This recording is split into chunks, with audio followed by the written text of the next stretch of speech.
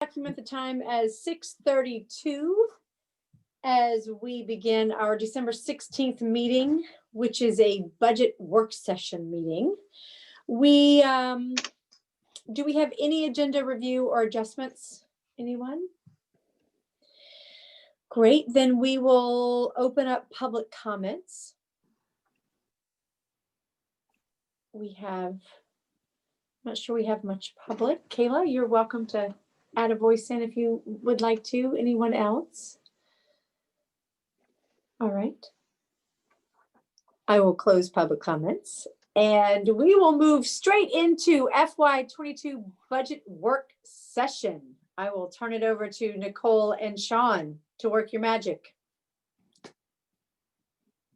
Okay, great.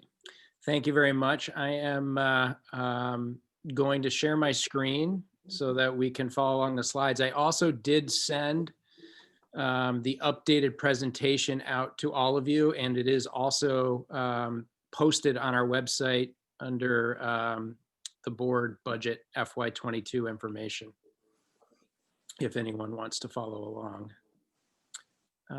Let's see, make sure I can do this.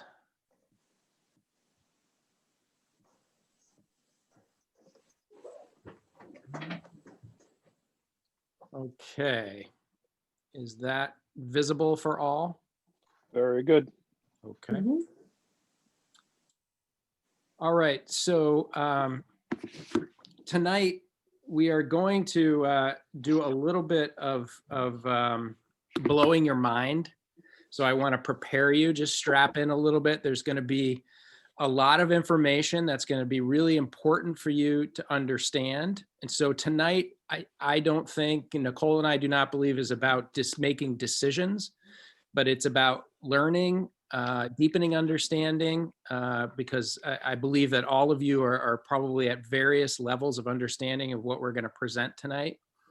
And the important piece I would ask you to think about is how these different slides and the different information actually integrate with each other, because that is where the complexity falls within our ed funding formula and locally some of the decisions that you will have to make on the 30th and the 6th, leading up to adopting a budget on the 13th.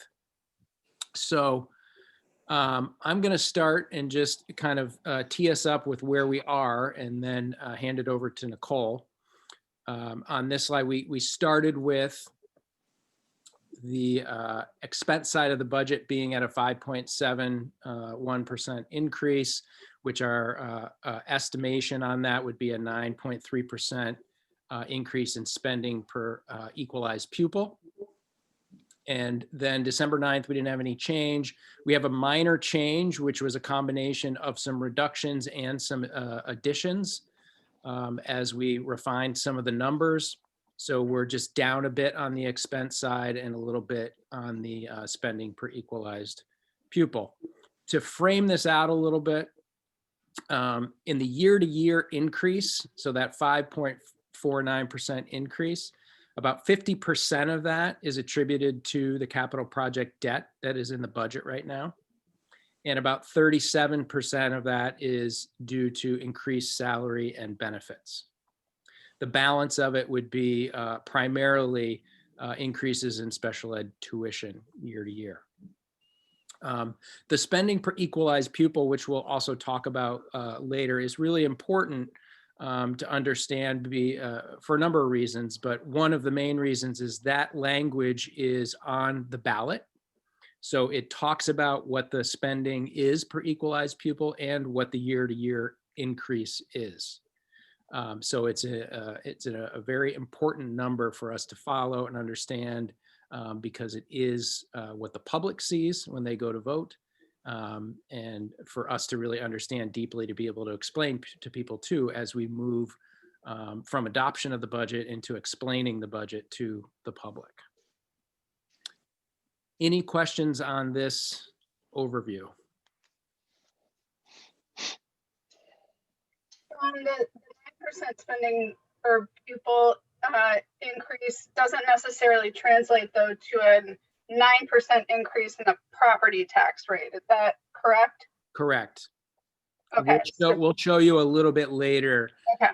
that what the estimated tax increase would be relative to the 5.49% and the 9% spending per equalized pupil. Okay. And is there data on how 9% spending increase per pupil compares to other districts in the state? So my regional group, which is made up of Addison, Chittenden, and Franklin County, 16 districts, we're in the process of collecting that. So everybody's kind of at different points in their budget cycle. So I would have something for you that I think would be more updated, either the 30th or the 6th, to be able to compare to. Any other questions in there? I'm trying to look through so I can see everybody, if anybody has a hand up or no. Yeah, Jean? So what happened to our number of equalized pupils since last year? Have we gone down? So we believe that we're estimating that we're going to go from 980 to low 960s right now.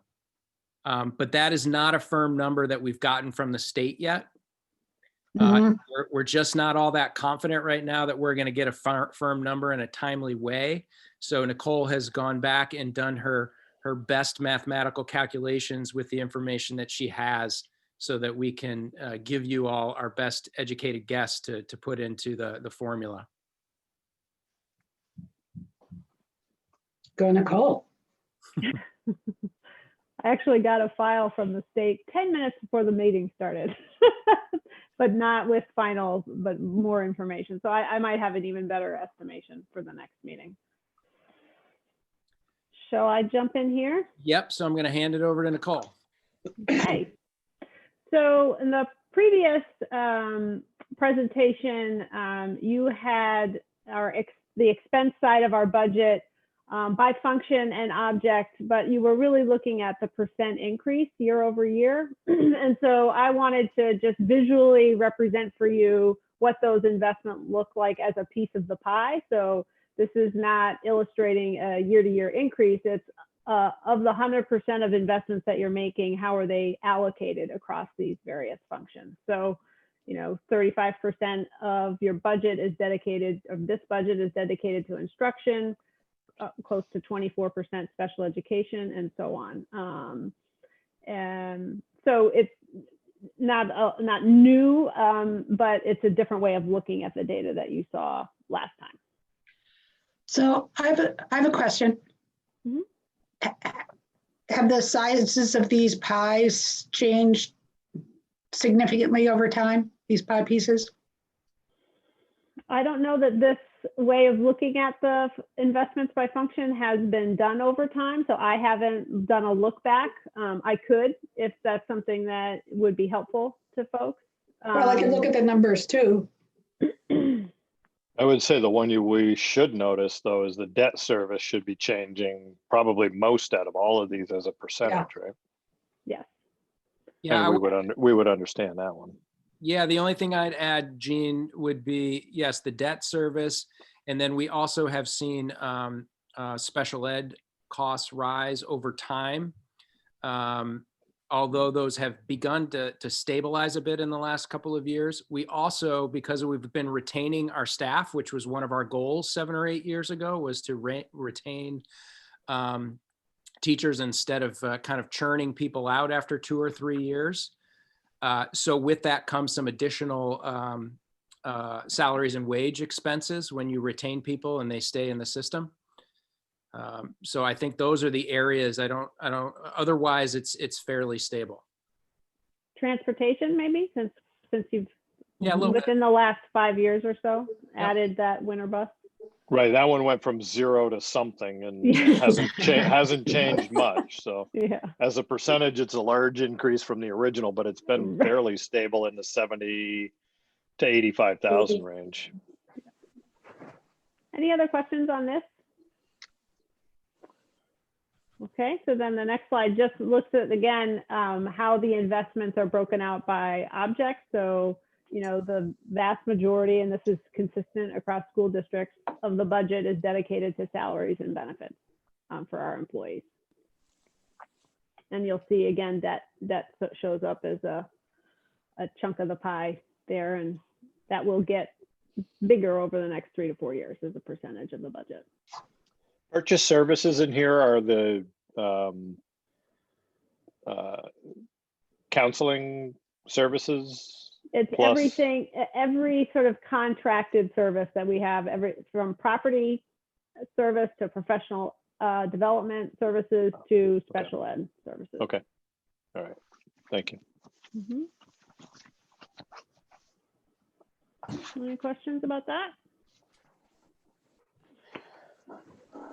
Okay, so we've spent, most of the focus has been on the expense side of the budget, and I thought it might be useful for the board, particularly for some of the newer members and our budget buddies who may not be as familiar with this process, to just have a brief overview of the revenue sources. So the budget is comprised of both expenses and revenues. And so particularly later on tonight, when you start to think about some investment priorities that you may have, understanding sort of where the different pools of funds are and what strings are attached with those funds may be useful. So the vast majority of the budget that we're talking about is funded through state revenue. So that's the education fund, that's special education payments to school districts, and that's transportation aid. Our tax rate is a function of how much money we need from the education fund. We can offset some of the amount that we need from the state by local revenues. And sometimes that comes in the form of applying fund balance as a revenue source, so that you don't need to ask the state for as much money as you otherwise would in order to make the expense side work, or the expenses and the revenues match. Local grants and fundraising are another way to fund operations or positions or priorities. And we've had great success doing that. Most recently, the Bar Foundation has provided the district with a multi-year, multi-hundreds of thousands of dollar grant to support our community-based learning initiatives. And we're supporting 2 positions through that grant. We also have a large amount, comparatively speaking, of federal revenue available to the district. And you'll see in some of the materials as we get closer to adopting a budget and an annual report that goes to the voter, we have a federal budget, federal programs budget. And there are really 3 major components. There are some other sort of smaller federal grant programs, but the 3 big ones are the consolidated federal programs. So those are Title I, Title II, Title III, and Title IV. And those are distributed to the school district, allocated to the school district based on student need. So every year we receive an allocation from the state. They let us know what our federal allocation is, and then we're able to put together a set of investments to spend those dollars. The constraint there is that we cannot use those funds to pay for sort of the normal operations of the district or general instruction. They have to be used for supplemental services. So additional strategies that we want to use in order to better meet the needs of our student population. And so we have funded behavior interventionists, coaches, instructional coaches and interventionists primarily. And we also fund some professional development, summer school. A lot of our sort of additional supports for students, iLab positions are funded through our Consolidated Federal Programs grants. We also receive IDEA B funds, so that's the federal special education law. So every year we receive essentially a block grant from the federal government to that we can use to cover a portion of our special education costs. And that again is based on a formula that we get a certain amount and then we need to decide how to spend it. And there are rules associated with how those funds can be spent. And then the third big pot is the CCLC, the 21st Century Learning Community Grant. Is that right? I get lost in some of the acronyms sometimes. But those funds support all of our after-school programming. So we're able to pay teachers and community members to deliver after-school supports to students using those funds. So, you know, I guess as you think about some of the ideas that you might have for investments, I just wanted you to be aware that you have different pools of funds to draw from, and there are different benefits associated with each and rules associated with each pool of funds. So certainly the further left you go on the screen, the more flexibility you have and creativity you can get.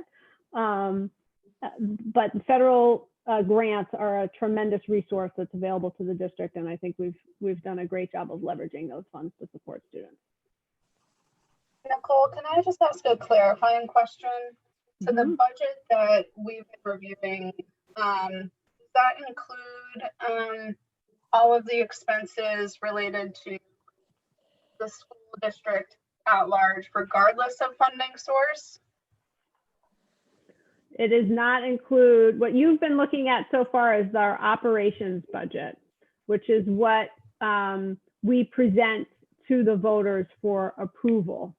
And we need to present to the voters on an annual basis because that is what is funded through the state's education fund. Our federal grants budgets do not need to be, we need to have voter approval to accept funds. But we do not need voter approval on the specifics of the budget. And so we'll have a pretty good idea of what our allocation will be for FY22, and we'll share that with you.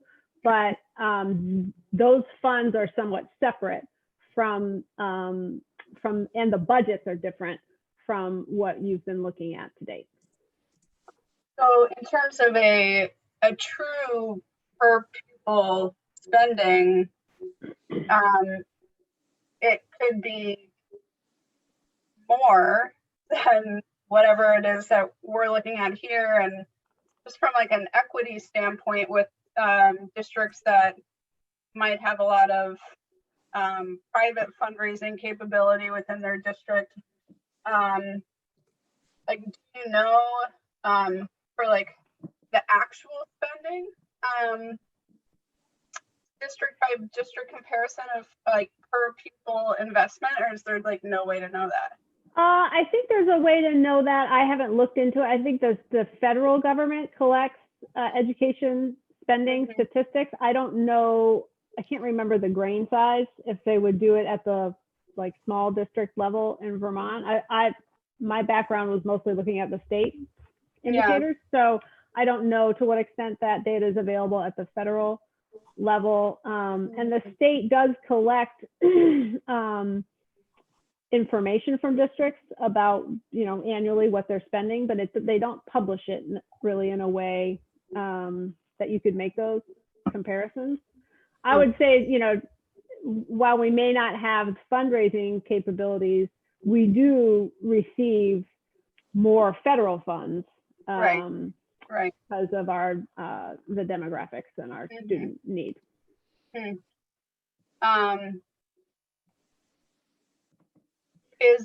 you ever present the board with like, here's what the full actual spending is, or is that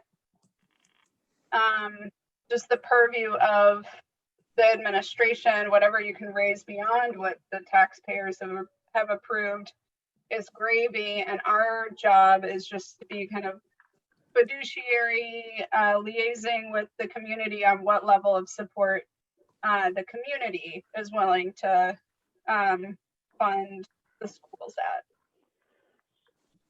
So I believe state statute requires the district in its annual report to share with the community the sources and uses of funds. And so if you look, for example, back at last year's annual report, on pages 8 and 9, you'll see a breakdown of the federal programs budgets and also other revenue coming in from different grants. So you can, there is a total amount of expenditure and revenue presented to the community, but it's and I don't know, Sean, if you want to step in terms of at what point in the process that information typically gets in front of the board.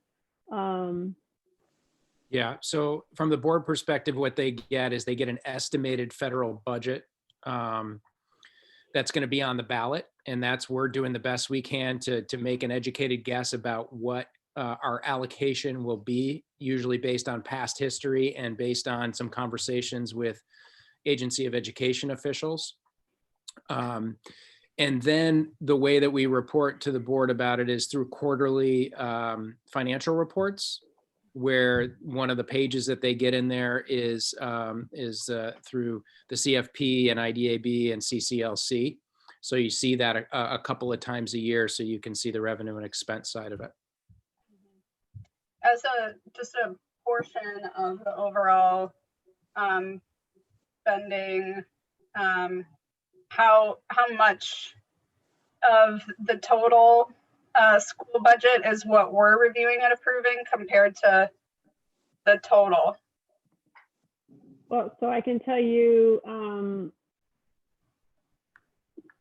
just because I have the last year's annual report in front of me, I don't have this year's budget but last year, the total budget that the board presented to the voters was $19 million and change. And the total federal budget was $2.7 million. Okay. So about 10%. With federal and other grants. Okay. Thanks. Sure. This is helpful and complicated. Yeah. Sean said we were going to blow your minds. I have a question. So the fund balance of 1.8 million, I realize that was discussed last time, but can somebody get me up to speed? Yeah, I mean, I can start off. So fund balance is basically an accrual of favorable operating budget balance year to year. And what happened originally, I can tell you the story from the 8+ years that I've been here, was the board had built up a fund balance and dedicated some of it to capital reserve for some very well needed capital projects within the school, which we completed some of those, I'd say in years 2014 through 17 or so. And so the fund balance went down a bit. So there was a lot of conversation with our auditor about an organization of our size, with our facility, what's an appropriate amount of fund balance to keep, because that is, those funds are more liquid than capital reserve funds are. And so we were told somewhere in the neighborhood of $250,000 to $450,000. So we were trying to keep it there. And then we had a couple of big years where particularly this past year, because of COVID and the fourth quarter, and a lot of expenses that we would have normally expended, we did not. So that plus the prior year built up to a level that is higher than we would necessarily be wanting to keep. But as you'll see later, it is going to allow for some opportunities, we think, for the board to make some decisions about how to apply that, either in this budget or the next couple of years. Okay, got it. Thank you. Just by way of example of how that fund balance has been used for the current year budget, the board decided to use $50,000 of fund balance as an offsetting revenue source. So that meant we don't need to ask the education fund for $50,000 to support the operating budget. So that has the effect of lowering our education spending per equalized pupil. So the budget that you're looking at and the numbers you're looking at today does not rely on any use of fund balance, but that is a decision that the board will need to make in terms of do you want to continue to use fund balance as an offsetting revenue?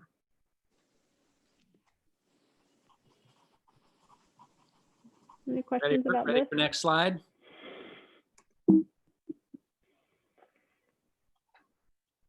Okay, so I tried to tell this with that chart with all those columns last week.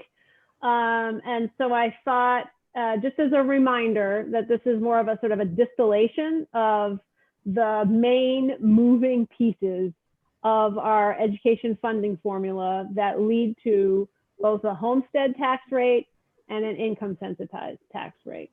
And can you briefly, Nicole, just to outline the difference between those two columns and the impact, who they impact and why? Not why. Sure. So homestead tax rate is essentially the tax rate applied on your primary residence. And so as a homeowner, you would be subject to the education homestead tax rate. Everyone is. However, if you earn less than, and I don't have the figures at the top of my head, roughly under $140,000 a year. It's pretty complicated because there's like a sliding scale or a graduated approach. Like if you earn less than $47,000, you have a much bigger percentage reduction in your homestead tax rate. But think of it as sort of a sliding scale. Up to $140,000, you can be eligible for a property tax credit, which gets applied to your homestead tax bill, to your property tax bill that comes to you as a homeowner. So that relies on people completing the tax paperwork that they need to do in order to have that tax credit be calculated by the Department of Taxes and communicated back to the town so that they know to apply that credit to your bill. And I think Sean and I talked about this earlier today. The city tracks that, and we can check in terms of what percentage of our eligible homeowners do in fact apply for and receive income sensitized tax rates. So we can get that for you. But there are a large number of homeowners in Winooski that are eligible to have their tax payment reduced based on income. However, it doesn't mean that they're totally insulated from any increases in the budget.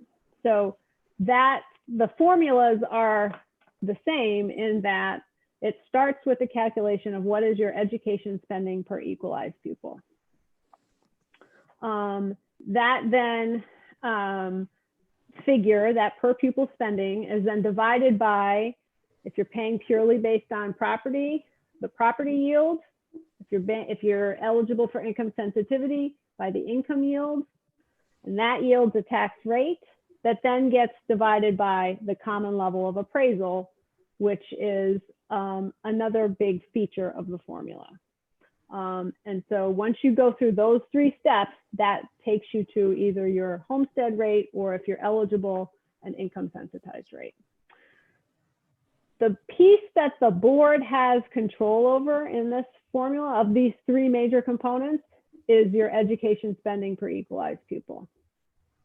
The yields get established through the legislative process, and the CLA is a function of how, basically where homes are selling in your community.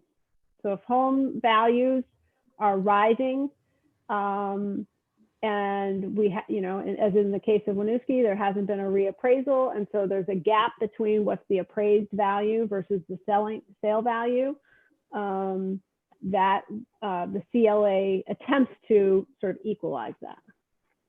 And that gets established by, I believe, the Department of Taxes on an annual basis. And, there's not much the school board can do about that. As a community, I think we could have conversations about housing, but the CLA is CLA. Any questions about those three moving pieces and sort of where your focus in this process is, or where your domain of control is, I guess? So for the income sensitized, which is most of the people in Vermont, and Winooski probably has a higher percentage of that than most of Vermont. So it's a lot of us. Do they actually get a tax rate, or do they get a percentage like 2.5% or 2.75% of their income? My understanding is it's a percentage of their income. There is a percentage of their income, but that then translates into a credit. Right. That gets so there's like mechanics associated with how that relief gets delivered, and it keys off of people apply, letting the Department of Taxes know that they're eligible. I'll also say this does not apply to renters. So we do have a large rental population in the city. Very large. And landlords pay the non-residential rate. And that rate is the same throughout the state, irrespective of the budget that gets passed at the local level, except for the CLA. So the CLA still comes in on the non-residential side. So I'd be interested in knowing, again, how many of our eligible homeowners are in fact filing for income sensitized tax rates. You have to proactively file for that, or if like we bought our house a couple of years ago and our taxes are income sensitized, and I guess when we applied for our mortgage, maybe it was like embedded in the paperwork, but I don't ever remember like applying. I mean, I know tax preparers do that often. Yeah. So if you file your own taxes, yes, you do need to complete some of the paperwork. Yeah. But if somebody does it for you, generally they know. It's called the homestead declaration, right? Yeah, there's two forms actually. Okay. And we always put that in, it's both, I believe, in the annual report and in our budget flyer that goes out to remind people to do that. But the forms are called HS 122 and HI 144. Yeah. But you do have to actively fill the form out and submit it. Okay. Any other questions about this slide? I think Mike, I could be wrong, but I know that last year when we were doing the budget, we made sure to remind folks about this in all this. Is my memory failing on that? But that's one of those things that we try to keep people informed about, of things that they can do to help with the taxes. Part of our presentation at the community dinner and at the night before the town meeting is a piece of it. Of course, by the time you get to town meeting, you've probably got 2/3 of the people have already filled it out. So it's probably something we should hit in the newsletter in January as well. Get ahead of it. Yeah, it's a good idea. And Nicole and I were talking today or yesterday about like my father, as a retired business guy, he works with a group called SCORE, and they help prepare people's taxes during the season for, free of charge. And I'm just wondering how COVID is going to impact that for people.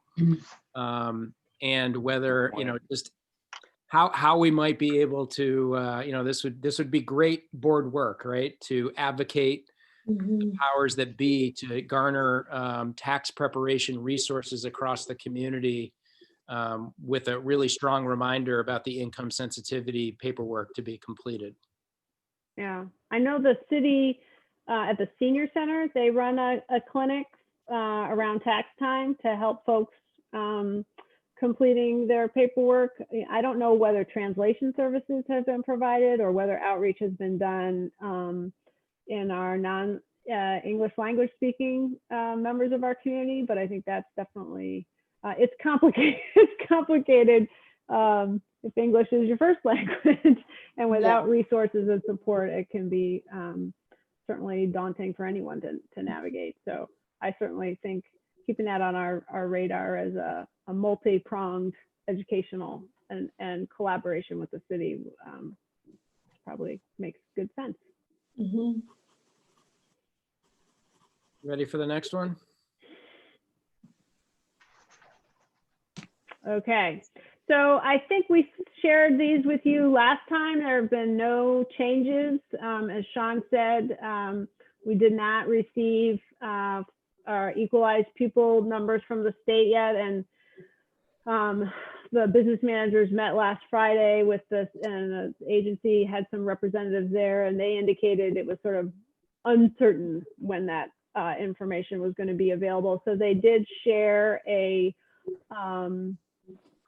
worksheet or a spreadsheet from prior years with some instructions on how to sort of do your best calculation of what you might expect. And so that's what I've done for what you're going to see on the next slide. But, you know, caveat upon caveat that these are initial estimates and we have not received final numbers from the state. I did think it was important, Sean and I both talked about it, for you to have, it's hard to evaluate your total budget, you know, be in this conversation and have absolutely no sense of what it's going to translate to in terms of a tax rate impact. And so felt like waiting until January or whenever the state comes out with their final numbers was not going to inform us the conversation as well as it could. So I think I did a, you know, I followed the recommendations of the state in terms of how to calculate, but it is still an estimate. And we don't have the CLA yet. When is the CLA due? Last week? I think it's usually the 15th or, you know, this week. Okay. You know, the state, folks who work for the state are all still at home. So I just think. So my understanding is this is an unusual year in that both the house homestead yield and the income yield from the state are less than they were. Usually that increases, but because of this big pension deficit in the education fund, there's money to make up. Does anybody know why there's all of a sudden this huge, what is it, $39 million or something like that? Yes. So it's a few things. I mean, it's the pensions, the new pension obligation in the education fund. So historically, teachers' retirement system has been funded through the state's general fund, not in the education fund. And it's been woefully underfunded for decades. And Treasurer Pierce has, you know, rightfully called attention to that, and has been over the years trying to ensure that those obligations are fulfilled. And one of the strategies that has been taken has been to shift some of those costs to the education fund and to local school districts. So we've been picking up, there's been a $1,000 assessment for every new hire on school districts for the last 5 or 6 years, I think. And that assessment goes to help the retirement system. And so this, I believe, was a product of, you know, two legislative sessions ago. Certainly not this previous year, but 2 years ago, an agreement was struck that starting in FY22, some percentage, some formula calculation of the annual teacher's retirement obligation would be paid for out of the education fund. And it just so happens that coincides with a period of downturn in revenue for the education fund because the sales and use and meals and room Yeah. tax has gone down. So, you know, the yield conversation is always a political one. And what I would say is it's rare that you'll find yourselves in a worse position than what comes out in the December 1 letter. It usually paints the sort of worst case scenario. And then the political actors in Montpelier do their best to try to bring down or bring up the yields as much as possible in order to minimize the impact on property taxpayers. I'm surprised that the legislature would go to the education fund for this, in that the income tax is the only progressive tax we have in Vermont. And so you're making taxation in Vermont less progressive by getting this from the education fund. That doesn't seem the direction we want to go. I think it was one of those end of session negotiations where a lot of stuff happens and not a lot. And it's sort of like nobody really knows what happened until the dust settles several months, and in this case, a couple of years later. So it may be that there's a lot of pressure on the treasurer to come up with a different plan or to delay this by a year. You know, we'll just sort of have to see how it plays out. But for your purposes, I think, Sean, correct me if I'm wrong, that generally you've used the December 1 letter projections as part of the presentation to the community, with the caveat that this could change, and often does. Yeah. Everything we report out is given as an estimate, and I mean, even the yields don't close until the end of the session. So I do have one question about how we present something, but it'll wait until the end. Yeah, so the only thing I'd add to this slide is if people have been paying attention at all to the stimulus talks at the federal level, it seemed like there was some pretty good movement today, but it did not seem that there necessarily would be funding included for local and state governments. And that was a real sticking point between parties of whether or not to include that. So we'll have to pay close attention to that because I think legislatively that was something that they were obviously hoping for, so that they could take some pressure off of the revenue deficit due to COVID that's happened and created that gap in the ed fund. And that particular piece is COVID reimbursement specifically, right? So COVID reimbursed, so the state had, $1.2 billion in funds available to reimburse districts for COVID expense, and lots of programs resulting from COVID.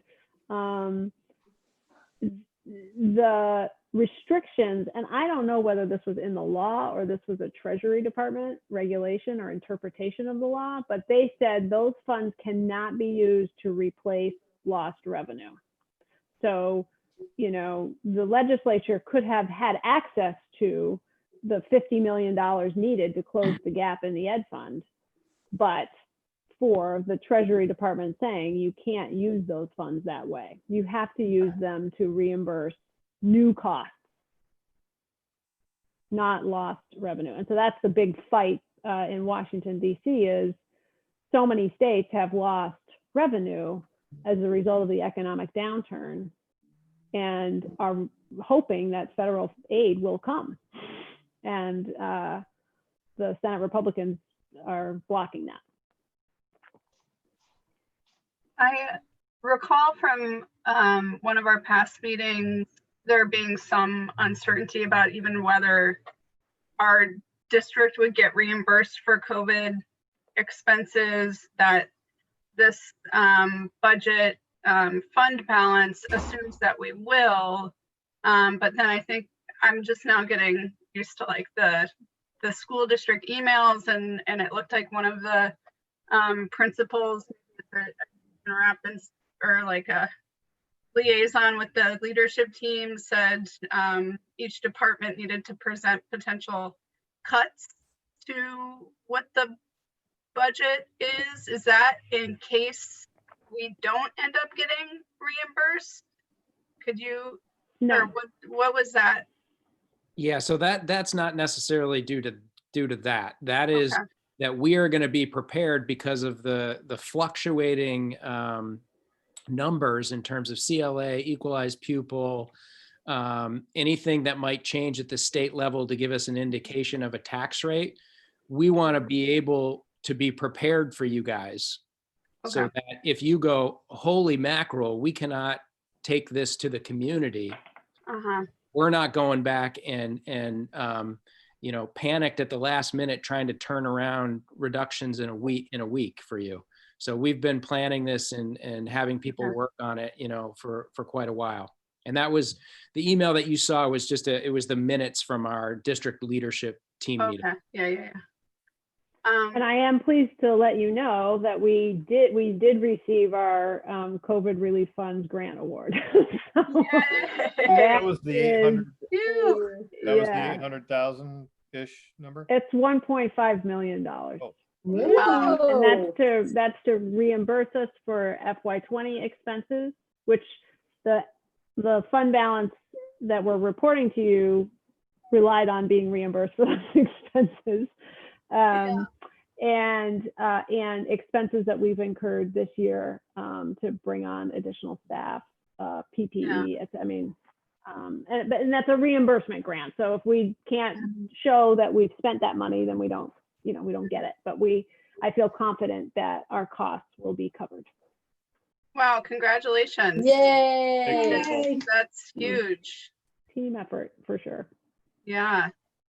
So the only other point I want to make on this just is on the second column, the average homestead tax rate at $1.64. So that's what they're predicting, that as a result of the yield being where they are, that on average, school districts will see essentially a 10-cent property tax rate increase over the prior year. And I believe that model relies on spending increasing by 3.25%. Average across the state. Average across the state, yep. So you could expect if you had increases around the 3% range, that you would still see a 10-cent property tax rate increase. And that's a function of those other factors we were just talking about, the pressures on the education fund.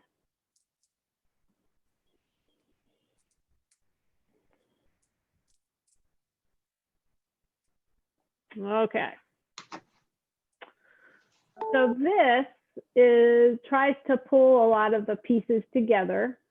So I'll sort of talk you through it line by line.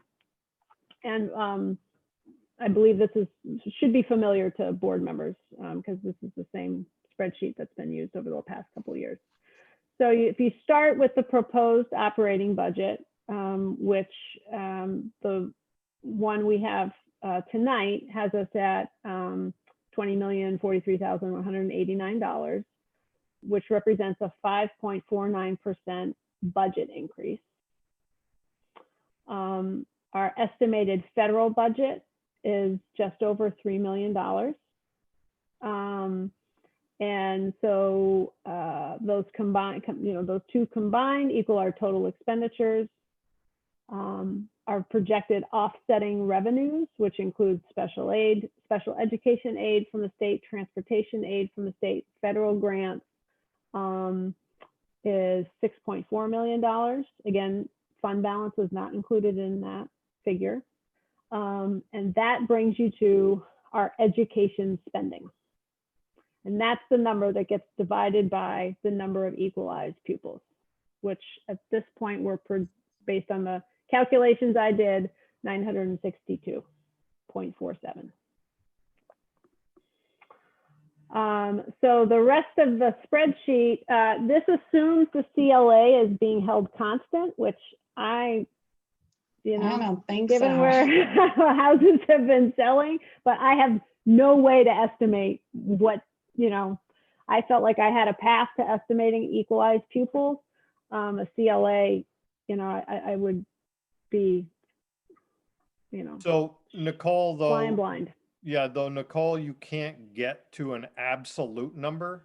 Do you Mhm. have the active spreadsheet? You can manipulate that for a second? Because I really want to show Liz and Allison and Jean the potential impact of even just a 1% change in the CLA. Yeah, that'd be great, because I was just frantically typing these numbers in Excel to try and like, Yeah. Forget No, it.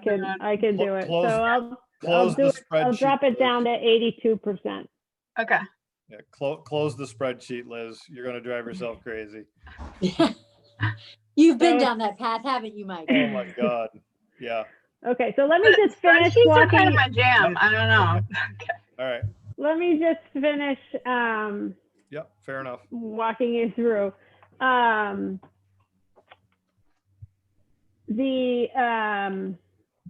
So once you get your education spending per equalized pupil, that's at 17,281. That's the 9% increase in education spending per equalized pupil. Then you divide that by the yield. That gives you your tax rate. And then you divide that tax rate by the CLA, and that leads you to the 1.917. Okay, so that's a difference in 19.5 cents. So basically a 20-cent tax rate increase. Which is the 9% It's 11.38% on the increase tax rate. Okay. on the tax rate. So a 9% increase in ed spending per pupil translates to 11.38% increase in the tax rate.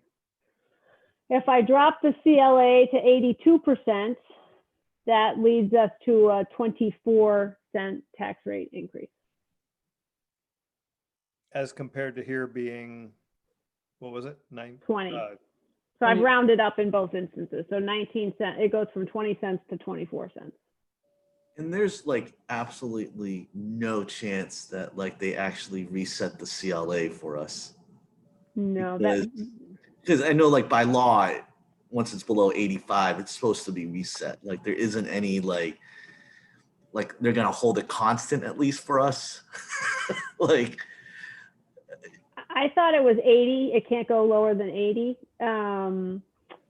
it was and 80, but Mike said 85 last week, so Okay. like I'm changing my numbers. well, I we're think in already talking- below 85. I think in talking to Jesse, she had mentioned the 85 level and that they needed to get on it at the city level, but I'm not 100% sure. Yeah, I think the 85 is kind of the trigger, right, to get planning for the reassessment. Nicole, could you Yeah. remind me? You said the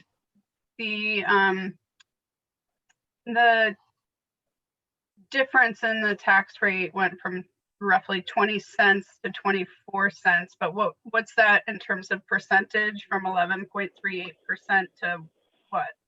13.76%. Okay. That's where that one there is the variable that hits the hardest as far, and I mean, the equalized pupil certainly does as well, but I mean, the CLA, even if it goes up, it's still, it's still like our taxes still kind of go up because essentially like our assessment of our property values have gone up. And so are we not paying more on the property? And so it's like it's a mirage anyways, right? And in some ways that the CLA is really also what I call the fake money tax, because like that means that like a lot of property owners have increased their value, but they didn't actually have the cold hard cash to pay the taxes, right? And that's the hardest part about the CLA. Mhm. Yeah, so it's an attempt to sort of equalize the property and what everybody's contributing into the ed fund. So you're right. Theoretically, if our spending is the same and the CLA, reappraisals occur and we're back at 100%, the tax rate will go down, but we'll be generating the same amount of money from our homeowners. So their tax bills won't change. So the Right. notion that people really care about what the tax rate is really the total bill. And seriously, that's kind of in some ways like why you kind of want the CLA to go up, because people only focus on the tax rate. But Right. Well, it's all they have to focus on when you're asking Right. them to vote on the budget. 4 or 5 months later when they get the bill, it's a different thing. No, They're we'll not looking at get- the rate. we'll still get it, front porch forum, Yeah, and then we'll just distract them with the F-16s. right. So I have a quick question. Am I right to assume that if we're at 1.917 homestead tax rate, and say I have a house worth $250,000, I would do 1.917 times 2,500, and that would be about what I would pay in education tax for the year. Okay.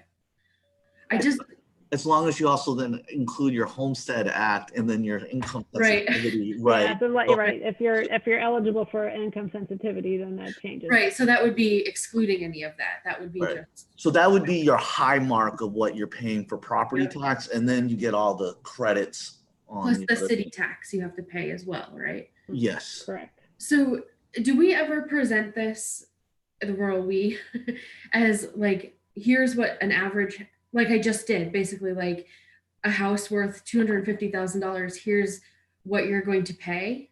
Like last year it was, 4,500, and this year it's 4,700. Yeah, so we Yes. do have some slides. Okay. We put those both in the budget flyer, and then when we do community budget presentations, usually in February leading up to the vote, we have those slides, and we have kind of like, in terms of property value, we have like $50,000 increments. And then in terms of income, I think we have $5,000 to $10,000 increments that we estimate those for. Okay. Because I think for a lot of people, like saying it's 1.917, like that doesn't translate easily to what does that actually mean coming out of my wallet. So That'll lead to part of my question later on about the communication of whatever we come up with, but mhm. we've been down that road, Allison, before, and Yeah. that is not accurate Right. to do because of the income sensitivity piece, and Yep. people want to know what the impact on their taxes, and you got to ask them how much they make, and they shut down on you. Right. So I'll get Right. to more of that here as we get done. So Okay. usually some brainiac publishes someplace a spreadsheet that you can plug in your numbers and get a pretty good idea what your tax rate is going to be. There's Yeah, a that's place- what I was thinking. When it was just Act 60 and it was a little simpler, we used to have it on the school website. So people could go there and they would figure out how much their taxes is. And that's what people are interested in my experience. It's been a long time. That's it. Is what are their taxes going to be, or what is that percentage increase from last year's? Mhm. That's the thing that they want to know, and that's what most of the people vote on. And I think there is something at the Vermont Department of Taxes, that there is a website you can point people to that will do that.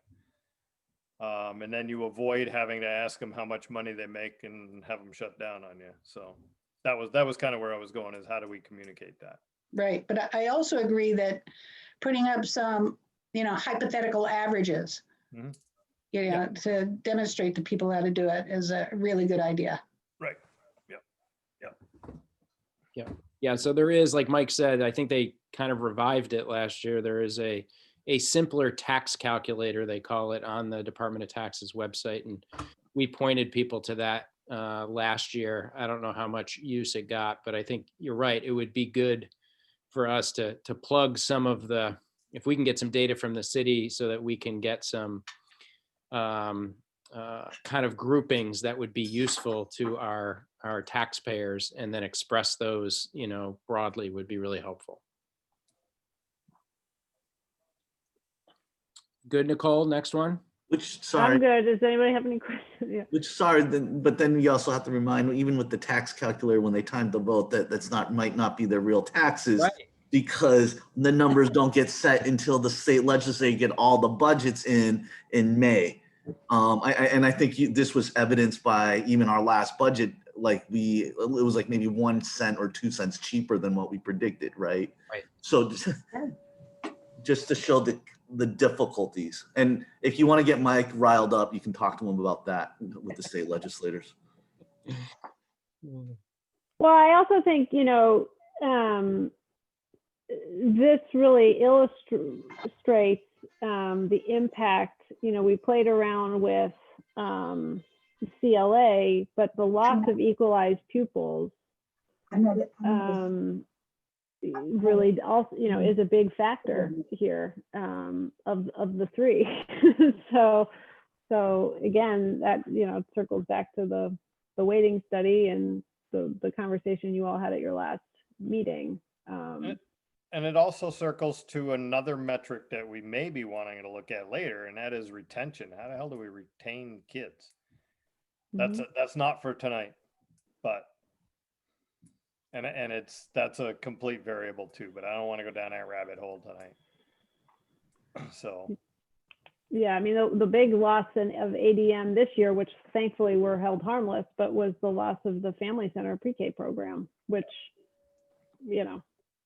we have no real control over. And hopefully with the project and the expansion of pre-K classrooms, we'll have more space and those numbers will come back. And some of our families will stay because of all the good things we got going on. Right. Okay. All right. This is really going to be fun.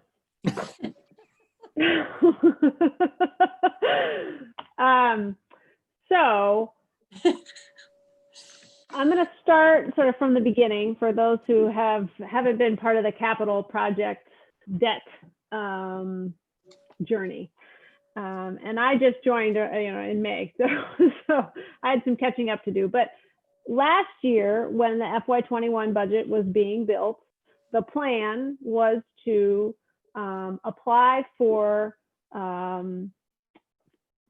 funds through the Vermont Bond Bank, $33 million in funding to support the capital project expenses.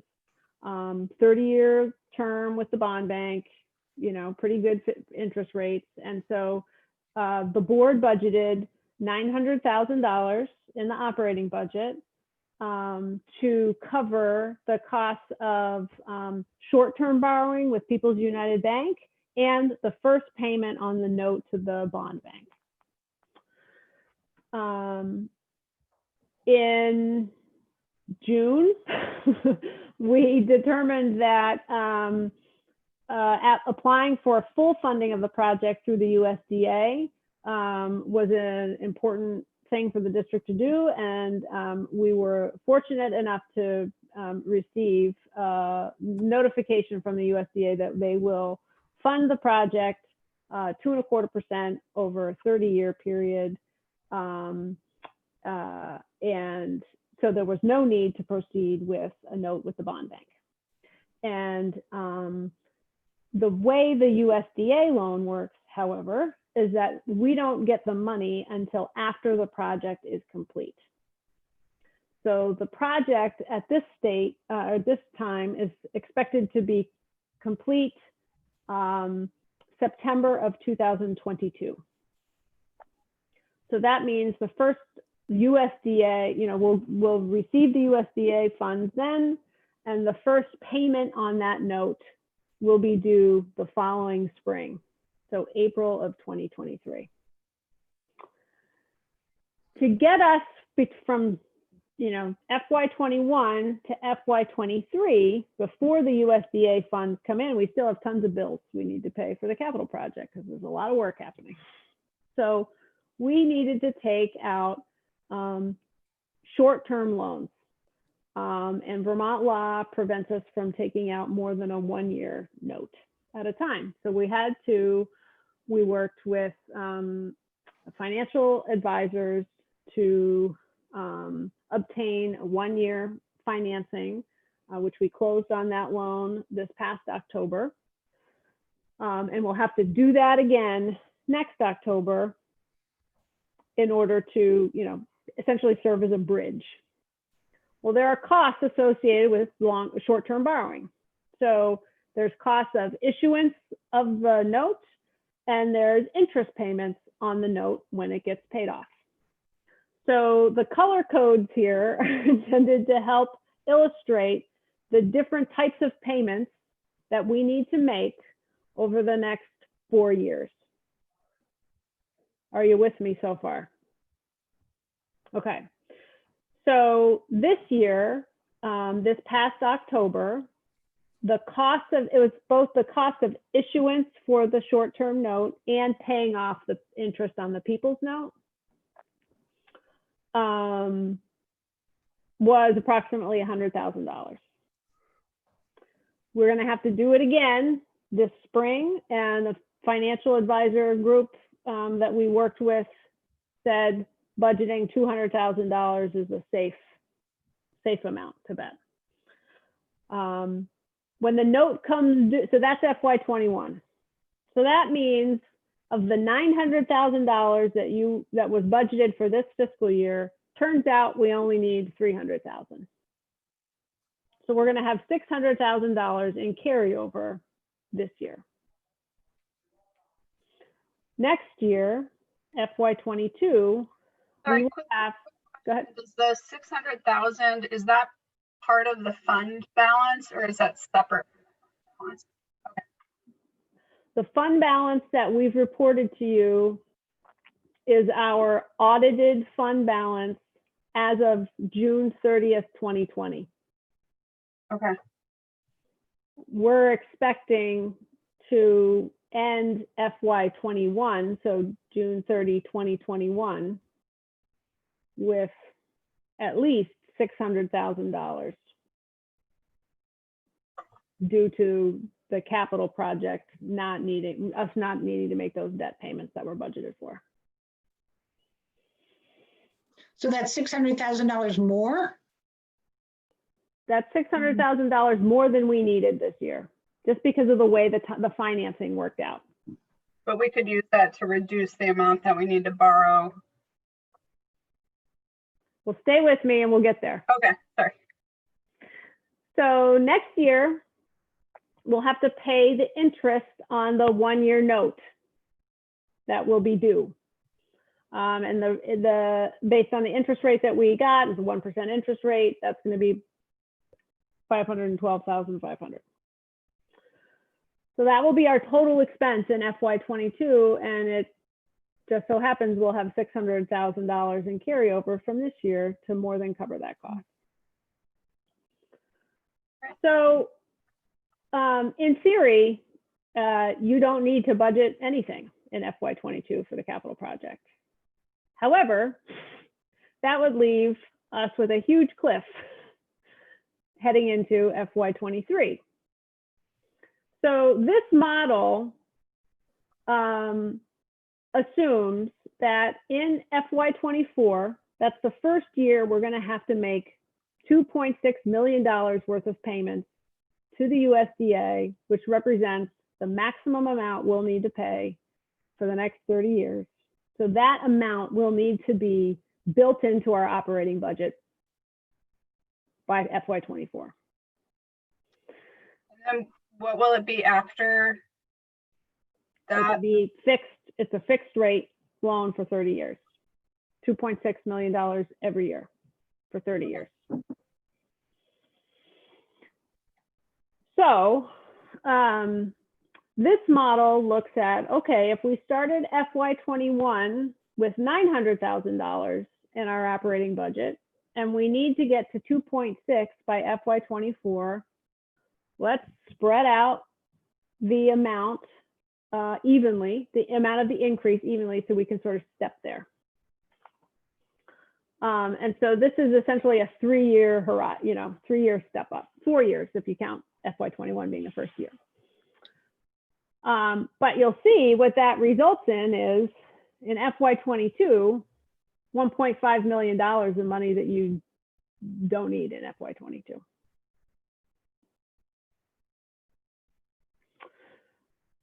So I think that then leads to where Liz was going, is what are some other ways you could structure this to ensure you don't have a single year cliff where you go from needing to add an additional $1.5 million, for example, to the budget, operating budget, in a single year in order to get to FY24.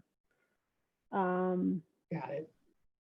So let me just put one piece in here. One of the comments that I kept hearing was we voted to approve the bond to do the work, and we had a tax increase in FY21.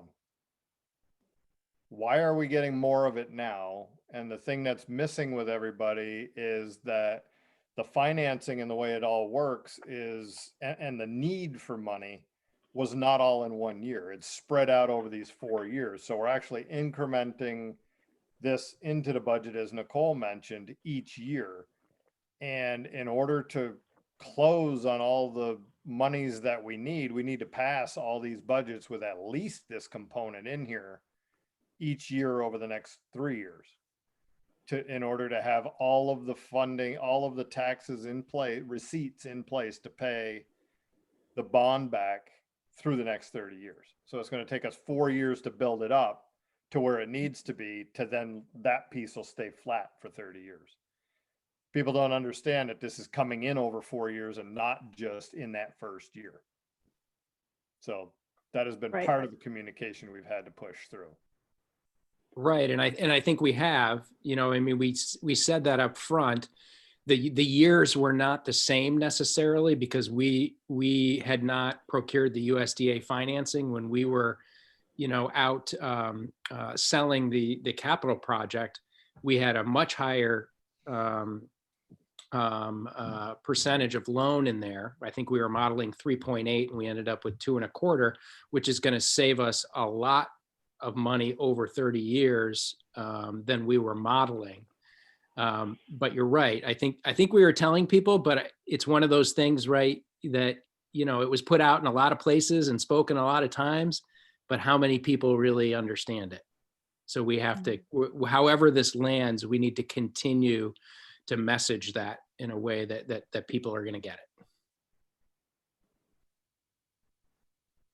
And I do think comparing, showing people what we were projecting at the time of the project, I think it was $3.4 million a year, somewhere around there, down to over 30 years. That's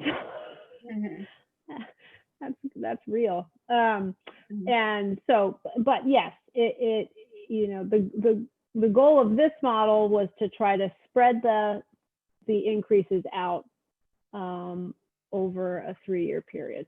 And I guess that was part of my point in bringing that up, Nicole, in that the better we can spread this out and not have that huge lump that gets voted down at any one point in time would be a big help. Right. So sorry, I am so dense in looking at this worksheet. and part of it is that, so the goal in fiscal year 22 is that we're going to use the 600,000 to pay off the 512,500, and that gives us 8750 to, like, that's, that we're in band. But we're going to also budget 1.4 so that we have 1.5 for carryover. Okay, I got that. Mm-hmm. Why is in fiscal 23 that we're not putting that 1.5 in the less carryover? And why is the less carryover there like zero? Like is that 1.5 now like just gonna be, where's that 1.5 going? Yeah, that's what you get to decide, because you don't need it in FY23 either. If you have the phase in over a 3-year period, I suppose I should start saying 4-year period, because this year counts. The $900,000 increase is real. So if you do it over a 4-year period, then you have 1 year where the total amount that you've raised, you don't need to spend. So that's the fun part that you're saying to us, is that we can think creatively about this 1.5. correct. And you can think creatively about it, I think, in two ways. One is, do you spread it out over a longer period of time? Right. Or I think as where Liz was going, do you use it to buy down the amount that you need to borrow overall for the project?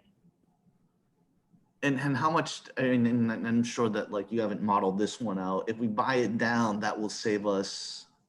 I've asked the USDA for that information, so I should Okay. have that for you for next meeting. Okay, so that's where, okay. Now I get what what we get to play with. That's a more fun conversation. Thank you. You also, though, also need to, you know, it's fun, but it's also, you've got this operating budget that you're looking at between a 20 and a 23-cent tax increase. And that Right. assumes $586,000 you're adding to this year's operating budget for debt service Right. that you Right. will not need.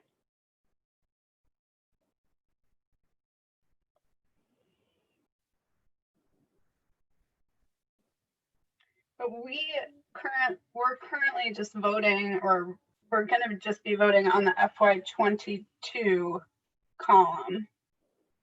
So what is proposed in FY21, like that's going to happen. That's already happened. Yeah. That's already happened.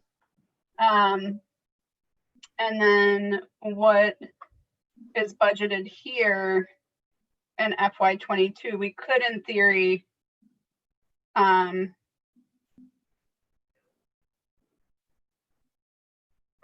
adjust, or is that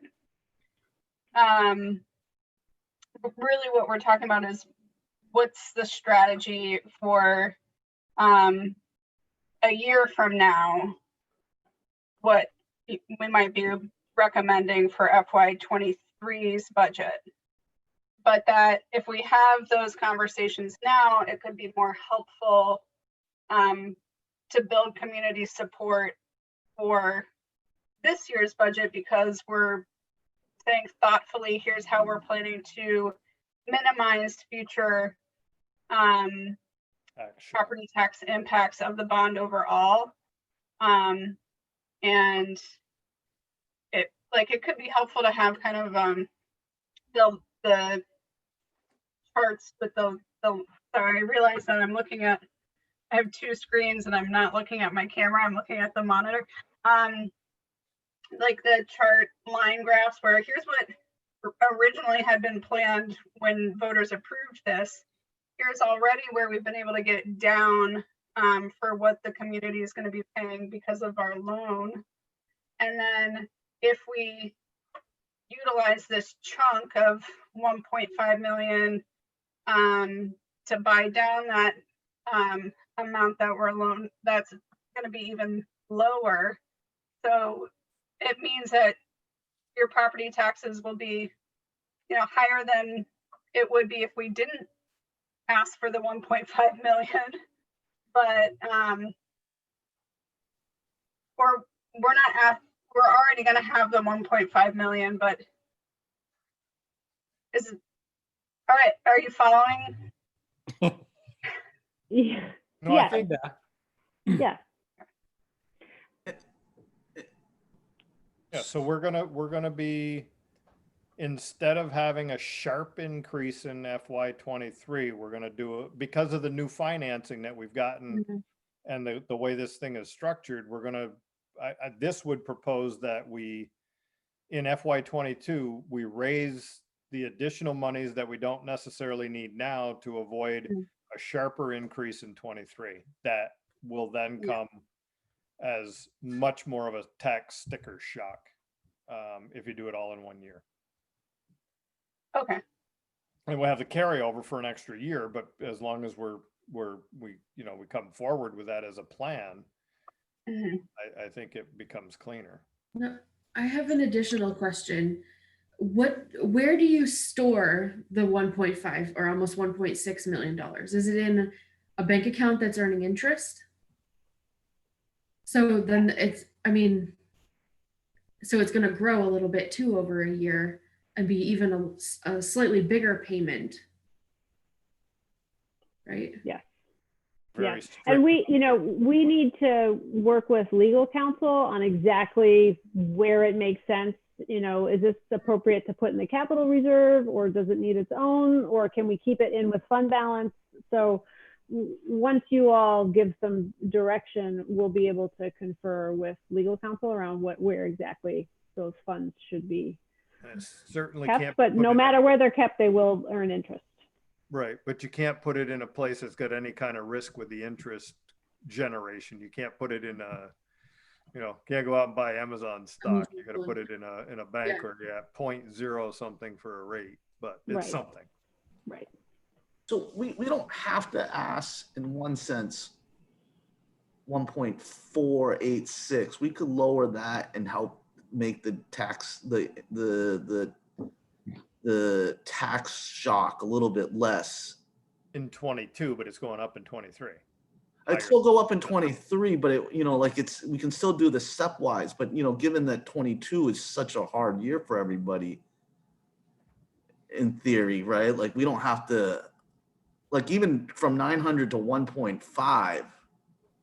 Like that's one question. And the other question that I have is that from a capital project kind of standpoint, what is a good deferred maintenance budget that we should be maintaining so that we can start saving for capital project 2037 when we're here, right? Like because that's the other thing that I know that we also promise in some ways to these folks is like we shouldn't be going out for $57.8 million bond votes every 30 years.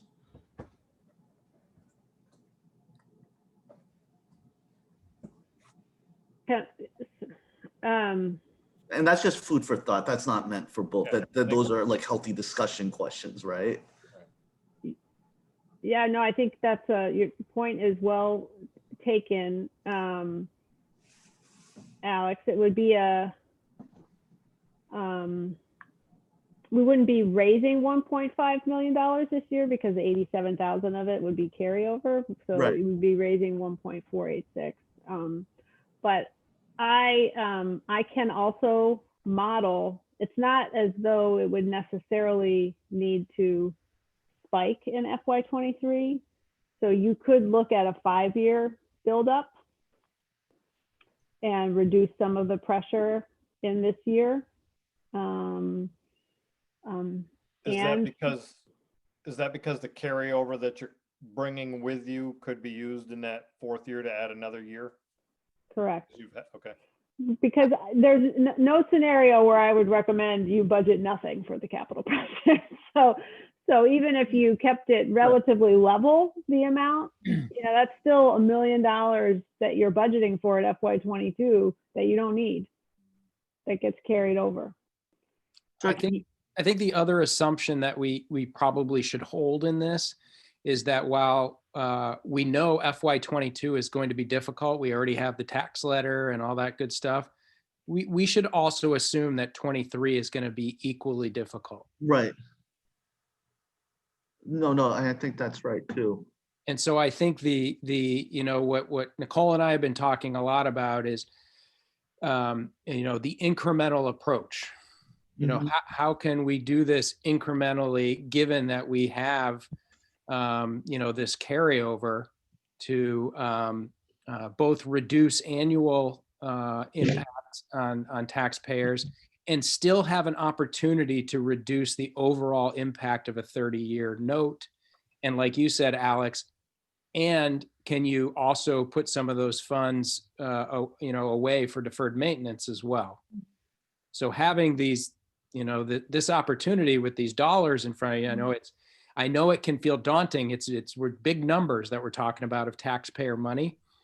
And that's why we wanted to lay this complexity out for you. And we want to do some more modeling for you based on the discussion so that you can do both annual kind of short-term decision-making around what you think is going to work for our community and also what you can do in the 30-year long-term view. And if we have 1.4 million in fund balance, and you just laid out a few different goals. If we think 200 to 400 is more of what we should be carrying over in that fund balance, then that's potentially another $1 million. How would you see, like, where would that money, if considered for contributing to the reduction of the loan or the capital, like deferred maintenance fund or something like that, that we could stabilize the cost over the long term, fall into this picture? Definitely falls into the picture. So that's the other piece, and why I sort of tried to. You also have this 1.8 million in fund balance that you don't have a plan for, right? I mean, you just found out about it. So that's also in the mix in terms of, I remember when I had conversations with folks from the USDA as they were evaluating this application, and we're in the middle of this recession, and how are you going to be able to get these budgets passed, essentially? And having that fund balance was very useful to talk about. The board has tools at its disposal to help it weather this economic downturn so that it doesn't have to present, budgets to the community that are going to be totally out of step with where people are at financially. So I think, this conversation is exactly, you're fortunate that you have those options available to you. And I think it's one of the reasons the USDA thought we were a sort of a safe bet since we were in good financial shape. Sorry, one more just question. So is there the rationale to always keep 18,326 as a carryover, or is that like, no, I mean, like, do we need to have carryover? I mean, I get that it makes like the ask a little bit easier in the following years. But and if I'm reading this correctly, right, in theory, at the end of like when we're finished paying off this loan, we would have, if we don't spend any of our 1.6, it'd be it's that 1.5 plus 18,000. That would be the total, right? In theory. Yeah, really that 18,000 is a product of trying to spread out the increase evenly over 3 years. And you don't need quite that much money. So we could adjust it so that it came out even. This was more intended to be an illustration for you of. No, and I was calculating like the percent changes in terms of the budget amount. From fiscal 21 to 22, it's 65%. From 22 to 23, it's like 39, and then it goes to 28. Which is good that it's kind of like, up and down, but is there a way to like maybe even flatten that a little bit more? I mean, as a modeling technique, I don't know. I mean, the fun part is you've given us lots of options to think, do we think about deferred maintenance and building up for the next one in terms of our communications out? Or do we think about like lessening the step and like kind of, or taking a bite where we help lower the tax rate? Those are like essentially 3 strategies that we have. Right. One thing, Alex, you keep mentioning the deferred maintenance piece. I don't even think that has a place in here until we get beyond this FY24, maybe FY25. And then that piece is only a new line item in the budget that says we're going to build these up. Because in theory, you've got nothing to spend deferred maintenance on because almost everything is new. So if you start in like FY25 with a line item that you then build up, then that makes more sense. But in the interim here between now and then, I don't think we need anything for that. But it is a line item I think we want to have longer term. Right. Well, I'm confused though, because couldn't you, if we have and understanding that that will be a need in a current year, where we have fund balance, could you not establish a deferred maintenance funds that we knew we didn't need but had been set aside with specific parameters, or is that? That would be the capital reserve fund, I think. I think that's the place you would store it, and that's the place Yeah. it would, and we just vote to put it in there. Yeah. And there's about $320,000 in that fund now. Uh-huh. And So you the could, hard yes, part- you. Go ahead, Nicole, sorry. So you've got the money in fund balance, which is pretty, as I think Sean referred to it, as more liquid. So you have a fair amount of flexibility in terms of how those dollars get used. You could, essentially vote to move some funds into the capital reserve, in which case they would, then they're restricted in terms of how they can be used, only for capital expenses. So that's definitely an option you have when you think about the fund balance. Or as Mike said, you could have a sort of a line item in the budget, so you build it in as part of the annual operating budget of the district. You could do both.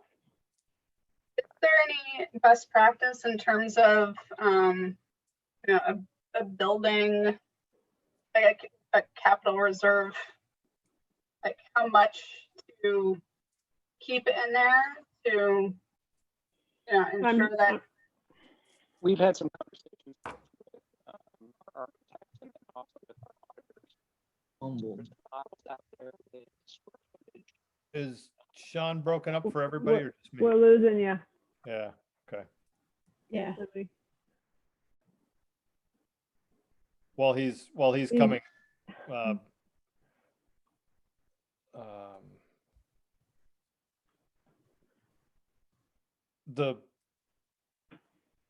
the problem with the fund balance over time, Liz, people want to make the statement that you should have been planning for like this capital project. But as soon as you start getting and showing these balances of, you're going to end up with quite a bit of money if you're going to want to replace a roof with cash when it needs to be replaced. The boilers need to be replaced. You want to have the cash to do all these things, especially when you're starting from new. That's going to build up to pretty good amount of money. What I've found is people see that and say, why are you storing all our money for nothing? Okay. And so there's that balance then that you have to play that says we're putting this away for a rainy day, but we're not doing it in a drunken, disorderly fashion. It's for a specific reason, and this is how we plan it. And then subsequent boards need to see and use it and do the same thing, because you get potentially different faces over time. Can you hear me now? Yes, we can. Okay. Sorry Welcome back. about that. AirPod microphone issues. I'm trying to come upstairs so my family can go downstairs. So I don't know how much you heard. All I said was we've spoken with our architects, we've spoken with our auditors. They both have ways of and have some models of looking at square footage of public schools and giving guidance on how much you might want to put into a deferred maintenance. There's also capital reserve has pretty strict rules about what it can be used for. Generally speaking, it has to be stuff that can be like affixed to the building. You can't buy chairs, things like that. Okay. So, so you do have a maintenance budget, an annual maintenance budget that you build, like a 10-year plan for. So you make sure you have those annual needs and those shorter term things in there. And then for the capital reserve, you build the bigger pieces in there for the deferred maintenance schedule. Gotcha. So at this point, I would really love to hear our budget buddies, Gene and Allison. You've heard kind of like strategies that we're thinking about. Like, what are your thoughts on strategies that as a school board should be considering with this opportunity? So Alex, can I ask if we could do one more slide just to make it even more complex and confusing? Yeah. then pose your question again, because it is the question that we really do want all of you to have discussion about. Right. But I think there's also the piece that we've heard from you during this process about investment priorities too. Mhm. So that's just another added piece. Is that all right if we do that? Yeah. Okay. So, this is what we've heard throughout some of the conversation, and these are some of the things that we're also thinking about in terms of priorities. We certainly have heard and we fully support the anti-racism work. We already have about $53,000 in the current CFP, and that is, I think, most of that is toward an equity audit and also toward recruitment of staff of color. And I think there might be one or two other things in there, but I'm not exactly sure. So there is allowable expenses for some of that work that we can build into the CFP, so that would not impact the operating budget. We have also talked to the board throughout this that the fund balance would be a good way to support this work, because it's kind of like one-time funds that don't necessarily need to be built into the budget annually to do the work on the front end. There will be operating budget implications. For example, there could be the ethnic studies coordinator, things like that. So the second piece is transportation. We did increase the transportation line in the changes that we made week to week. Just from 85,000 to 92. So that would, if you remember the slide from last week, that would cover 3 buses back and forth to school in the winter months. And then staffing, Nicole alluded to it a little bit earlier. With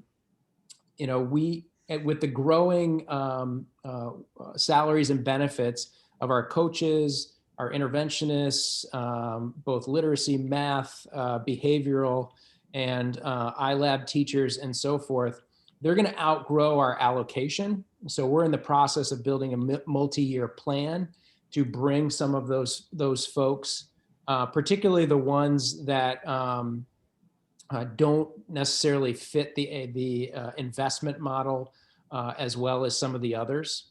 So for instance, the iLab teachers, behavior coaches, and those would be some of the first ones that we would want to pull in. We do have some remaining cultural liaison portions that are in some of those funds as well. Those would be our priority over a series of like 3 to 5 years to pull them into the operating budget.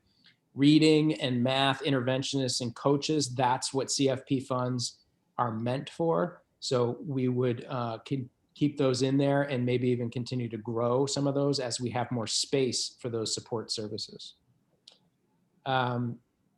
Then we have another place where we want to be able to build people in over time is the BAR grant, the community-based learning coach and coordinator. We have 2 positions, and we basically have 1 more year, maybe 2, because BAR has been incredibly flexible with those dollars, especially given COVID, to come up with a plan for those.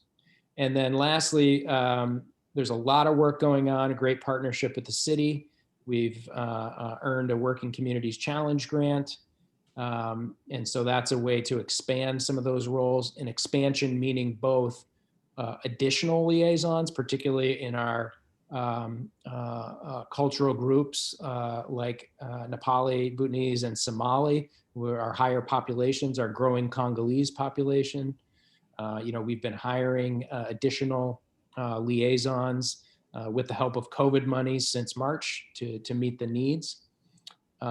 So we're continuing to work on that. The other expansion piece of that is full year work, and having some of those liaisons work with the city on city work in addition to schoolwork.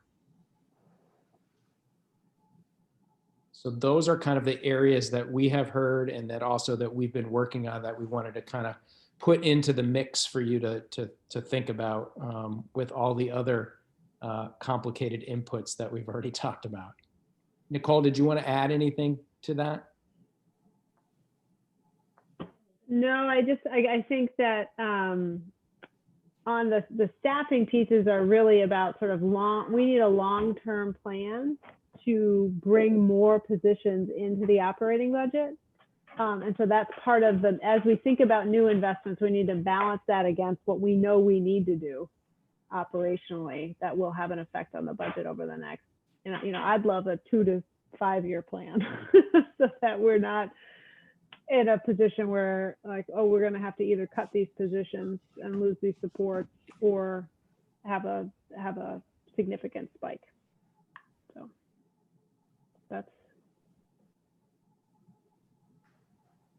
So now, Alex, can you restate your question? I think that'll kick the discussion off. No, it's so, I would love to hear our budget buddies' thoughts on like strategies on like, given we have room to play, what should be the things that you would be considering with this next, how we should be thinking about and strategizing and using this budget? And let me just ask people, do you want me to keep any slides up, or would you prefer that I stop sharing screen so we can see each other better? I like seeing everybody, but that's me. All right.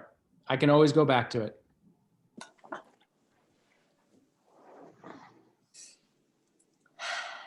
It's a lot to take in. Totally. Yeah, right. And I'd also like to see the modeling that Nicole was talking about to see how much, or that Liz was also talking about, to how much could this reduce our total amount that we have to pay over 30 years? Yeah. But to have the voters accept that kind of a cliff, I can't imagine the budget like that passing. Like what, Gene? Well, if we don't do something to spread this out over several years, and all of a sudden we have this huge chunks coming up, it's not going to pass. It's not going to pass, and then you lose a lot because you're committed to this bond project. The building's being built. You got to pay off the loan, and so you're going to lose a lot of the magnificent things that you guys have done because you got to come back with a budget that's less. So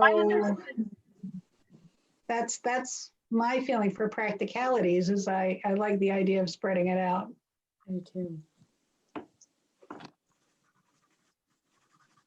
Yeah, and I Correct me if I'm wrong, but I thought that budget, the capital project scenario did spread out to some degree over the 4 years. It's just that I was thinking we could do even more, potentially.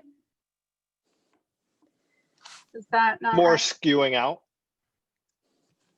Or more reduce it, or just reducing the amount that we have, like reducing the 2.5 million or whatever of the total 33 million that we need to borrow. Like, I know it doesn't seem like a lot, but taking $500,000 off of that big chunk over 30 years actually is quite substantial. Okay.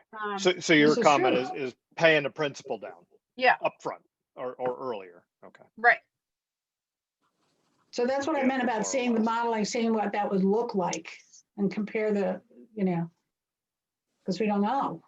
I don't know. That was the idea with the fundraising committee for the capital project, or at least our earlier, pre-COVID visions of how much we could raise in private money, was that, just the more we can raise now to reduce the amount that we have to borrow makes this all so much better. Yep. So I think that we're pretty clear. Some of our marching orders before the next meeting are, can we model, it looks like kind of add another year into the mix and keep it incremental as much as possible to bring that back for you.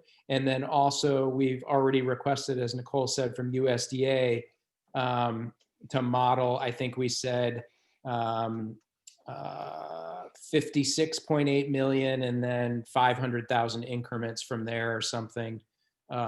What would that do to our payments over the long term if we reduce the principal? That would make it a lot easier to make a decision. Yeah, so those would be the two things that we have on our list to work on right now.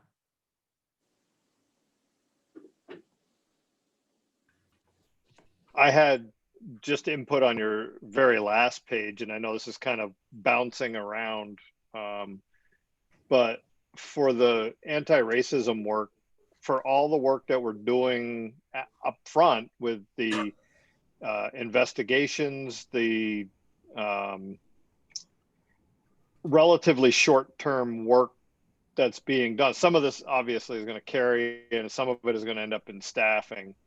But I would say for this first pass, I would rather not put any of that into the budget itself, rather take it out of the fund balance to do it.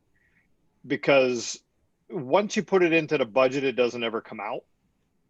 And if you put it into the budget this year and next year, whatever you put it in for doesn't exist, changed, reduced, it's still in the budget.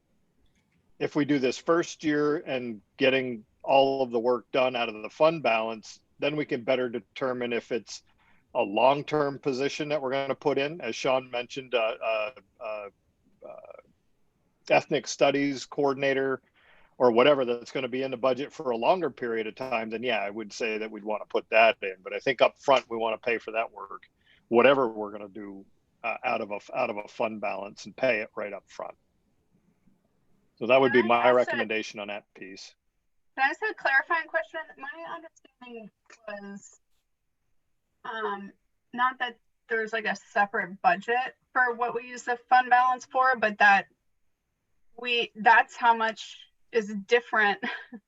So we would add items to the operating budget, and that would just reduce the amount of fund balance. Not that there's like a separate fund balance budget. Is that not how it works? So go ahead, Nicole. No, Please. go ahead. All yours. Okay, as I'm learning about this too. So the way it works is when we talked in the beginning about offsetting revenue so that you could use local revenue to lower the amount you need from the education fund. So what you would do is build an operating budget that has the pieces that you want to fund in it, and then say we're willing to dedicate, $60,000. We're basically willing to deficit spend $60,000 and use fund balance to cover that deficit, because we're not going to ask the education fund to pay for it. Now, it may mean that at the end of the year, because you had savings in other areas, you don't need to go into fund balance to pay for it. But either way, it's really in the operating budget. And the other piece that I'd say on that, just to keep in the back of your mind, is that once something is in the operating budget, we cannot ask for federal funds to pay for it. So my recommendation would be to consider, you have the proposal from WSD, which was sort of like a grant to a nonprofit. Like, that's one way that it's not in your operating budget. It's sort of a one-time. And then any costs that the district will need to bear to support stipends for teachers for work on ethnic studies curriculum, or an equity audit, or restorative justice training, or these are the types of things that we've put in as placeholders in the current year's application, that we start there and see if we can use those funds to sort of build and really sort of sort through what's it going to look like here. Much like the iLab was sort of a new creative thing that was started through federal funds paid for that. And now we're starting to talk about how do we build that into the operating budget, because this is something we want long term. So that's once it's in the operating budget, you can't go to the federal funds. Is the point I just want to clarify. That's helpful, because if we start with the federal funds, then we can sort it out, like what you were seeing, or what you were saying was we would sort out what would this cost, because we know that anti-racism is going to be a sustainable cost, right? Like we are trying to disrupt an oppressive system, right? Not the people, the system. So that's a wonderful way to approach it. Thanks for that idea, thought. Sorry, can we hear from Allison now? I know she's been patiently waiting to get in. So when I see the options, what I would do personally, if this was like my house and my mortgage or whatever, is I would take that whatever extra dollars there were available and put it towards the principal of the loan. So that is my inclination. What to do about the deferred maintenance budget? My inclination would be to start that immediately because we never know when we might need it. But I also see the point about citizens getting upset when like you have too much, right? So it's like, if you think about, like if I think about personal finance, you kind of have an emergency fund of a certain amount. And then after that, you're saving money elsewhere or putting money elsewhere instead of continuing to build that emergency fund. So maybe you're investing longer term or that kind of thing. So that's what I was thinking about. I also think if this is a simple interest loan, I'm guessing it's just compounded regularly. Making that $1.5 million payment might take like 18 months off the 30 years.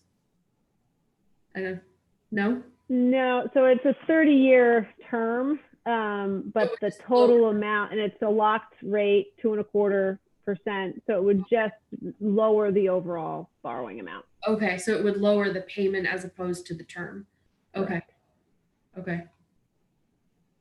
All right.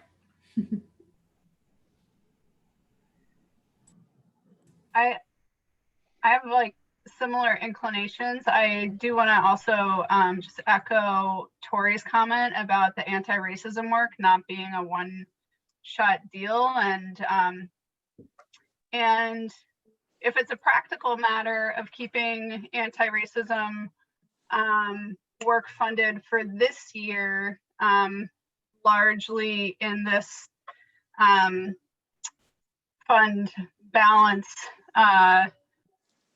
space, because there is potential, I believe, in attracting either private or other dollars for this type of work, then that's fine. I would encourage us to think about the entire budget through an anti-racism lens. That's a bit of a different exercise. That's kind of just happens as practice over time. So I'd be interested in hearing how you might already be incorporating it. And I think on the last slide you had like $51,000 is already in the operating budget for whether it's professional development or recruiting services for teachers of color or what have you. That's really helpful to know of the budget that WSD presented. Is that entirely additive to what's in our budget, or is some of it covered? But I would not want the message to be to WSD or anybody that this board isn't going to present every budget with either dedicated funding or an anti-racist lens to it. Good thing we haven't had that suggestion yet, Alex. Oh, sorry. No, and I appreciate Liz's comments and just to help me. What do you mean, and just to help me out to think about what does it mean to look at the whole budget from an anti-racist kind of perspective as guiding points for us? Mm-hmm. Yeah, I think looking at, for instance, the positions that staff in the school hold, and if the majority of staff of color are in assistant positions or liaisons and are not paid, you know, full-time with benefits, or like a comparison of the equity of payment and roles. And inevitably, because of America, it's likely that our lowest paid employees are employees of color. And that part of the longer term plan in attracting POC teachers or retaining and developing staff of color is addressing the pay gap or the benefits gap. So I don't know if that kind of analysis has been done of how much people are being paid.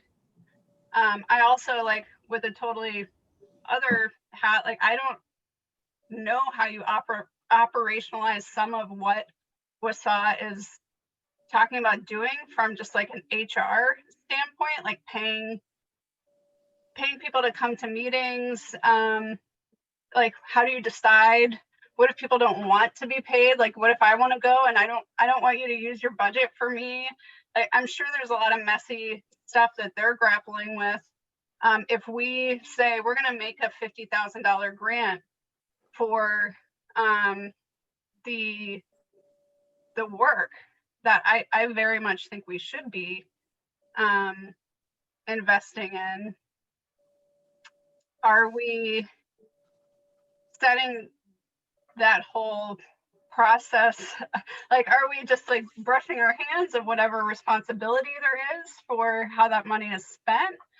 I kind of think that we're not really allowed to do that. I don't know, are we?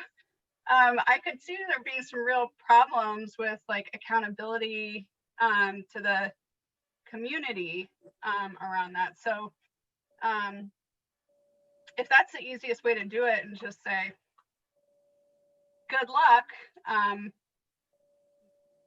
maybe that's how it's going to work. But I think this particular piece, paying people to do the work, is the nut that I haven't seen anybody crack. So I'm deeply, deeply interested in this going well, and funding it appropriately, but also not expecting that, you know, whatever the Up for Learning or, you know, some other group that has very little legal, HR, administrative resource is going to be able to figure that out either. And I certainly don't expect, you know, Hussein and Evelyn to be able to create a C3 and set up a bank account and be paying people hourly wages for their work. Like, I mean, you all know how complicated paying people is. So I don't want like anything being hard or new or not currently how we do things to discourage us from charging forward. But I guess it's probably on us to figure out some of that. So you raise a ton of good questions, Liz, and a lot of those things, I think Nicole and I, leadership team and others, Tori and I working with Evelyn and Lindsay Hallman, you know, we're struggling with all of those. And I feel like really excited about all of it. And it is really hard right now to move the work in a way that matches the energy that people want to put into the work. Because of the capacity of the organization, because of a lot of the technical issues, like you mentioned, that the HR and the financial issues that need to be resolved. And we're just, right now, we're just like kind of doing our very best to keep it moving in ways that we can. And at the school level, it's more of like, how can people, individual teachers and groups of teachers, do things to both professional learning and in their classes to kind of keep it moving. And then system-wide, you know, we're just trying to organize the work right now. You know, that was the last meeting. And at the same time, while we're going through a budget cycle, Nicole's first with us, we're trying to figure out the creative ways to offer up to you, the board, of how to fund the work.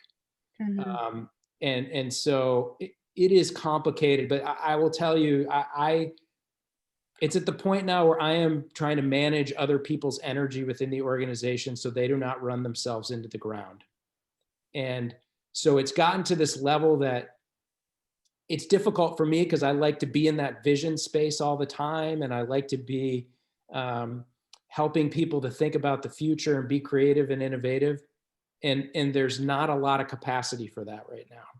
So, you know, I hate to even say it out loud because I don't want people to think we're not trying, because we are. But right now we're in that place of trying to organize how the work can get done in the future. So hopefully when we open up a little more capacity, vaccines come, kids are in school full time, and things start to return, then we're going to be sitting there waiting, and we can jump in. Could we come up with, as a board, a bit of a staged plan that is recognizing the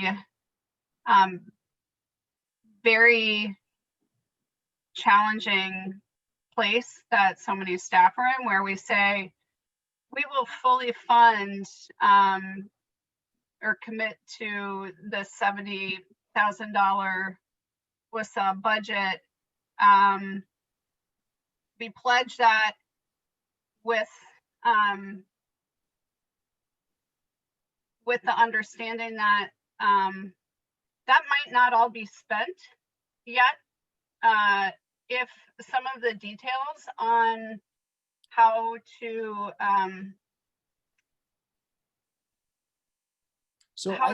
I think you can, and I think that's coming. You know, like last meeting was a presentation of the initial budget. And then the hope is that there be planning, you know, the steering committee, this expanded planning committee, the composition, that'll come back to you January, I hope, if we can get people together. And then look at what you're describing, some options for the board to decide to support that work through that budget. And like you said, there are some HR and financial pieces that we need to sort out still to figure out, you know, the accountability pieces, fiscal agency, all that kind of stuff. You do not need to make a decision about that by the time this budget gets adopted, because you could say, fund, you know, we're going to agree to this, and we're going to agree to use fund balance if we don't have enough funds in the operating budget. You said we don't need to make a decision, or we do?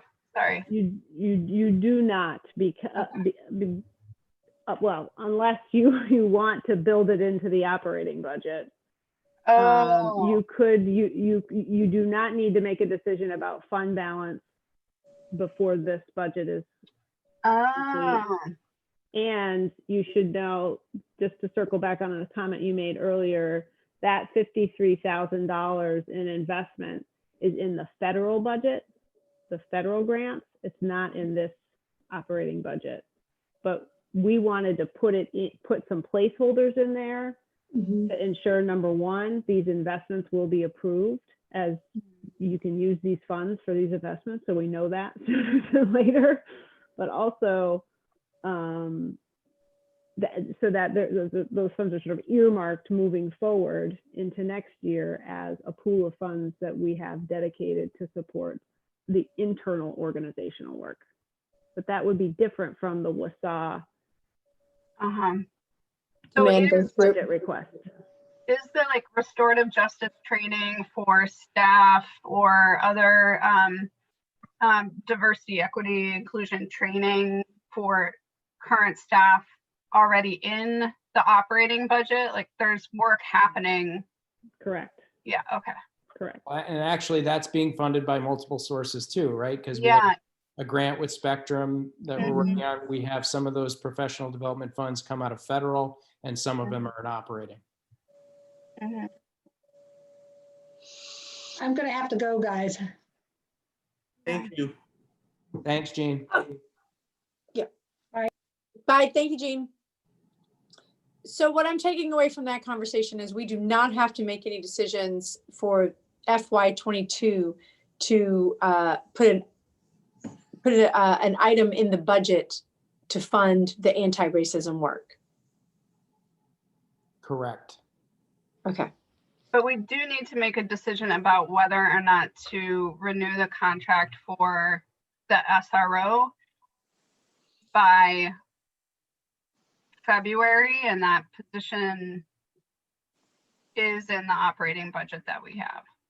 But what, go ahead, Sean. So there is, I believe, $60,000 in the budget for that. 55, yep. That's what the 55, city told yeah. us, So 55, yep. Again, it does not have to be used for that position necessarily, but we need to, per the MOU and, being good partners with the city, we need to let them know. And I think that date is late January now, whether or not we would like to have them provide that service or not. And then based on our decision, we get to use the money the way we want to use it, whether we're using it for the SRO or not. Correct. It's in the budget. Okay. I would support using fund balance to or operating budget to increase the winter bus service. So on that question, I'm wondering, so where's the conversation going right now? What do we want to be asking for to come back, or are we making any sort of options about where we're at individually? What would make the most sense to be efficient about how we want to look at balancing the investments? I think what we would like to ask you all for is what if any new information and modeling, and we spoke a little bit about a couple things that you've already, I think, asked us for that we will work on. Is there other information that you need, other modeling that you would like to see on the 30th or the 6th to help you get to the decision points? I think tonight, like I had said at the outset, tonight is not necessarily about making decisions. It's taking on all of this complex information late at night and letting it sit overnight, thinking about it, coming back, in 2 weeks, basically. Hopefully understanding it more deeply and starting to move towards some decisions at that point. Okay. So then my next question is, what else does anyone need besides the two things that you guys are going to come back with models in terms of paying the principal down, spreading out some of the interest over time? Those are the two that I picked up. What other things they need to come back with? So for me, in terms of the busing, I don't need you to put more money or, on it. I just need to see like what the bus routes are in some ways, like to better understand the bus routes, potential bus routes. If it's our driver, does this mean that we actually get multiple stops? Is it possible to get multiple stops a little bit longer? Spreading it out over the city. Spreading around the city to see where 92,000 really gets us. Oh, that's a good question. Because we got the bus system and stuff, and it's great, but like it really does stop maybe 3 spots, and twice a day, right? Or and I struggle with that, given that it doesn't like the coverage of that area is not a lot. And I'm keeping my fingers crossed too, though, that like if we're finding the Winooski drivers, that means that they're more willing to like let us have longer routes just a bit. And I don't know if that's possible. Okay. And that would help me really understand the bus situation. Okay. Thank you for that. Anything else to come back to? Because and as I'm saying that we're going to come back to, we're asking for more information. I'm assuming that we are going to need the December 30th meeting. Do we make that decision? Do we confirm that? We're definitely going to need that one. Okay, so we're on Listed for in the timetable if needed, but it sounds I think like we need it. Yeah. Okay. So we're going with December 30th. So what do we want to hear? Transportation, spreading out cost over time, paying down principal models. Anything else for us to hear December 30th? I would like to see, based on the modeling, maybe shift it out 1 year, what the impact would be this year. But I would also like to see other line items in the budget where we can take some level of risk that is prudent, that if we do come up short, we can use fund balance for, but is variable enough that we could potentially reduce the budget that we put forward by some.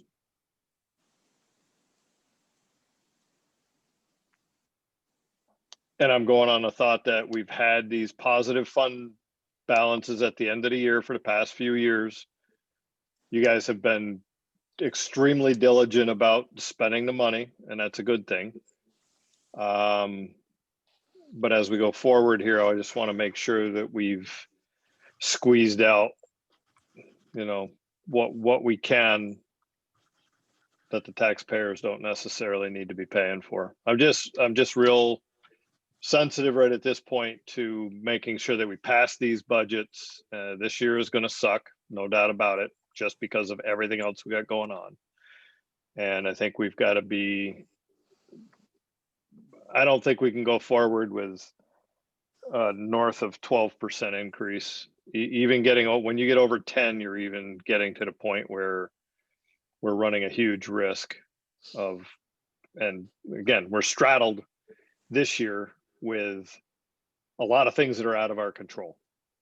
But I think that should force us to be very tight in the budget we bring forward, in respect, in a respect for our community, who in a lot of cases people are hurting. And I gotta admit, the caveat of December 30th to me is really dependent on whether you get your CLA and the equalized pupil, because you could do all this modeling without the CLA and the equalized pupil, and we're all in the guessing game on this. So I'm gonna pray for y'all that y'all get equalized pupil and CLA. And just on a lighter note, because I think we ever need a lighter note, thank you for pie charts. They were beautiful. I really enjoyed them. We're used to like just Excel sheets and like twisting numbers, which I know excites Mike, but a pie chart every now and then was greatly appreciative. So thank you for that. We are never going to align in our thought process, and that's a good thing. Okay, so before we move on, I do want to highlight, like, here's what I appreciate about this whole presentation. You kind of started me off there, Alex, with the pie charts, is that one, Nicole, you coming on and helping, you and Sean getting together and really dialing this out to make it as easily understandable as possible through visuals and education. And it's been amazing, no short of amazing, because it is super complicated. And I really appreciate that the conversation has been rooted in what's best for our community, both how we're going to make investments and what it's going to cost. And the community keeps being a huge driver of how do we take care of all of it. And that's wonderful. And also for those of us that, I'm not including myself in this, what I appreciate is the wealth of knowledge around finance in this crew of people is profound, and it is amazing. It makes me feel for the community to be really held in safe hands with teasing apart all these complicated issues. And I also really appreciate the fact that Sean, under your leadership, board's leadership as well, that the school is in healthy, strong financial standing. And that has made a huge difference through this whole process, is just staying really strong and caretaking. So lots of celebrations on that. So the next thing that we're doing is we need to have a discussion that we're moving on to governance processes. So finance is behind us now. Oh. Huh? Can you? I was gonna say, So- I'm gonna make the I motion can't to go to the articulate words executive this session. late at night. I don't know how to talk anymore. No. Just real briefly to Alex's point, is it worth meeting on December 30th if we don't have the CLA and equalized pupils?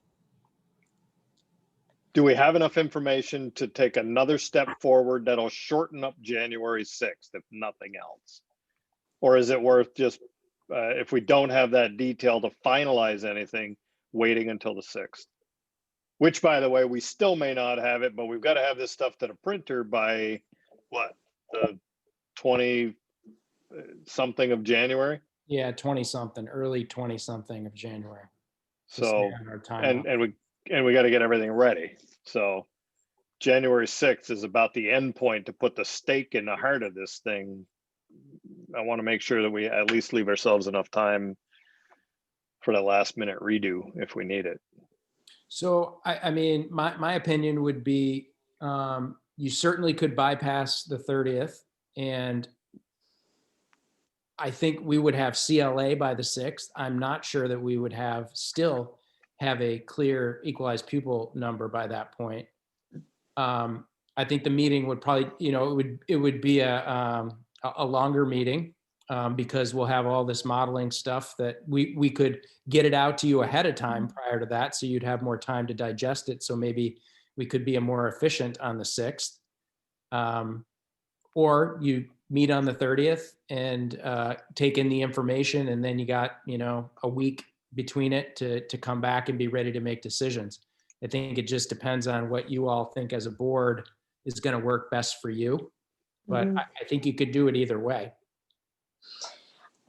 I'm just gonna put my opinion out there, and I want to hear others just as an option. I feel like there's so much to plow through that doing it in one long meeting worries me, because it's sort of, it's the deadline. Especially at the end of time. Yeah, and I just don't want to be starting to cram things in because it's 9:30 at night and I can no longer think clearly. Not that I'm there's so many great thinkers in this group. I don't want to bring it up to the deadline the next time we meet. That's my opinion. Who's got another one? I say we're in for the 30th and go with what we got. I'm in for the 30th, but we need to be patient with Sean and Nicole if they don't have the CLA, because the CLA is a big factor in this. Yeah, no, it's huge. And I just want us to make sure that we have that right mindset, because, I get worried about doing a meeting on December 30th, playing hypotheticals, right? And if you can put some medium constraints, I think we'll caretake them really well. I Yeah. think we can handle that. Yeah. And I think, and I think I'm saying this for myself more. Okay, perfect. Sorry, I apologize. All right. I'm probably saying this more for myself to make sure that I remember when I'm looking at the numbers that they could change because the CLA and the equalized people might change. Yeah. All right, Liz? Yeah, I'd like to meet on the 30th and particularly understand that debt service piece. It seems like that's not so much tied to the CLA and it's pretty big part of our longer term planning. Also, just a question about process. Do we ask if people have public comment before moving on to the next agenda item? Because there are 4 attendees, at least on the Charter Commission stuff, we would take public comment on each section of the agenda. I don't know if that's how the school board meetings work. So generally what we do is we take public comments in the beginning, and then on any time that we're going to take action. So we're about to take an action on governance process, the next thing that we're going to talk about. Okay. So someone can add some comments in there on that one particular agenda item. General comments are at the beginning of the meeting. Gotcha. Okay. All right. Allison, thoughts about the 30th? From my perspective, I feel like there's a lot I'm still learning, so not jamming it into one day is preferable for me. Great. Don't feel bad. After 10 years, I'm still learning too. So. It's like, have I done this before? Great. So we will meet November. We will use December 30th. Okay. Closing everybody. that. Good night. Thank you so much. See you, Nicole. Thank you so Yeah, much. Have a good holiday, everyone. See you on the 30th. Thank you. You too. Bye. See, I wish I could see that there were other people around. I don't know how it is that I'm not being able to see that. Huh. You have to hit the, Click on Oh, hit full, participants, full. and then you Yeah, can there we see go. panelists and then Okay. attendees. Okay, there's everyone. Hello. Okay, so our next item on the agenda is we need to rescind a board member appointment due to, unfortunately, citizenship status. So what we're going to do is, as a board, is we are going to review our interviews from the folks who wanted to be appointed to the board until the March election. We're reviewing those interviews in executive session and making an appointment, and then we'll come out and let everyone know our decision. Also, anything else I need to tee up around that? So you just need to ask for a motion to rescind that appointment. Okay. And ask for discussion and then for public comment on that. Perfect. Thank you. Thank you for guiding me. My brain is starting to Yep. lose it. All right. So I will accept a motion to rescind to rescind the board member appointment. Of This- Of Tula. Tula Tula. Kadaria. Okay. Yeah. Okay. So moved. All those in favor, I'll go around since we're on Zoom. Don't vote yet. All right, discussion. Can you tell that I'm about to fall asleep? All right. Public comment. Does anyone in the public have a comment about this action item?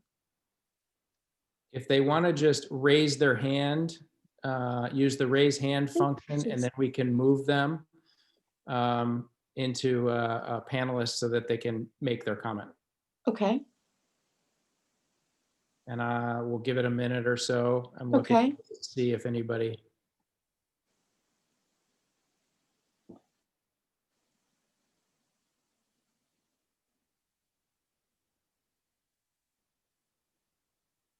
Okay, I do not see any hands raised. Right. Okay. Great. Okay. So now we will go around to vote. Do we have discussion first? Yes. Yes, we do. Let's have a discussion. Well, I'm sad, and just will note that the charter changes that were approved by the voters with over 70% support last November, if they're approved by the legislature and signed by the governor, then folks will be able to serve on the school board regardless of their citizenship status. That is not yet the case, but I think unlocking the interest and potential of the full array of our community is really important, and I'm really grateful to Tula for diving in, and I hope he's not feeling burned or bad or disappointed. I don't know who's had a chance to communicate with him, but I just want him to know, like, I don't think he probably knew that that was required, and I hope he doesn't feel like he did anything wrong. Yeah, I can comment on that. So first of all, I want to take responsibility that I should have had something in place where we vetted that earlier, and that conversation would have happened a lot earlier in the process before it got to this point. So we have remedied that.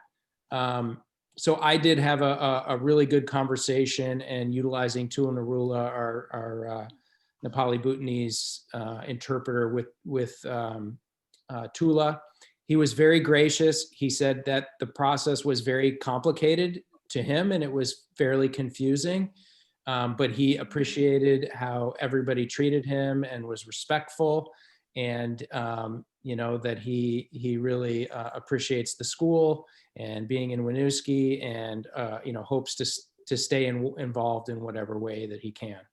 So I felt good about it, and that it was important to make that connection back to him. And I apologize profusely that it got to that point without having that conversation earlier. Thank you. And thank you, Liz, for bringing into the room the fact that hopefully changes are coming, and the appreciation that we have for Tula for putting himself out there and being a part of this. And hopefully he'll come back to these positions. Anybody else? Any other discussion? Okay. I think it's time to vote. So I'm going to go around and roll call for all those in favor. Alex, Aye. Liz, I'd like to abstain since I wasn't part of the initial vote. thank you. Mike, Aye.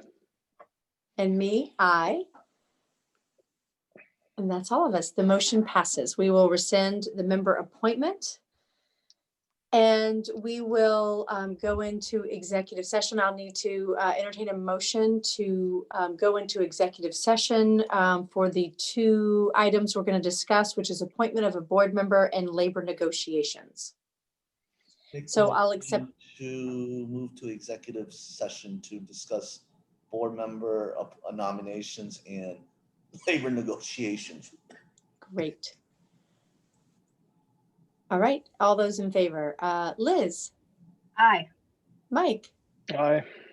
Tori, aye. Alex. Aye. Okay, we will move into executive session for these two items, and then we'll come out. All right. Sean, is there another link that we need to? Yep, Krista Okay. sent out a link. If Great. does everybody have that, or would you like me to resend it? I got it. She sent it out today? No, it was earlier this week. Yeah. I think it was Monday. Exactly, I see it. Okay, it was. Yeah, it was on Tuesday, December 15th. Okay. Can somebody resend it somehow? I don't have it. I got it. I'll send it to you.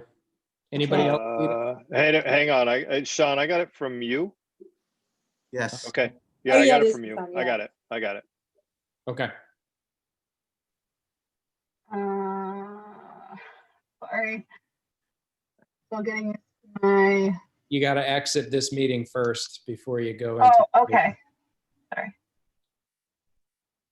Hey, Krista. Yes, So I'm going to go to that one. We will need to keep this open so that they can come back and, no problem. okay. No worries. Sorry to keep you out. It's okay. It's all good.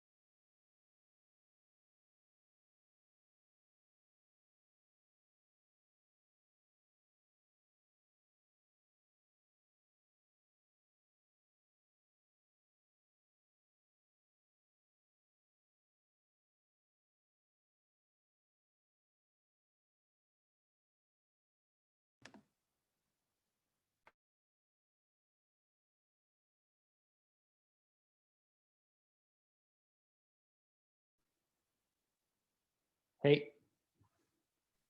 How's it going? pretty good. Oh, so you're still recording.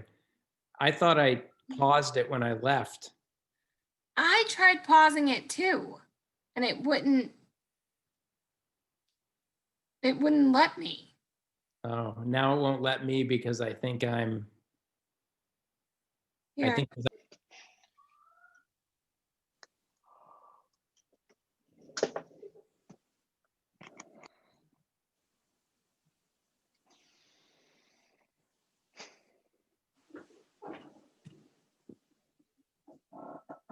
Oh, Alex is not, needs to be a panelist. yep, I got him. Oh, there he goes. Got it. All right.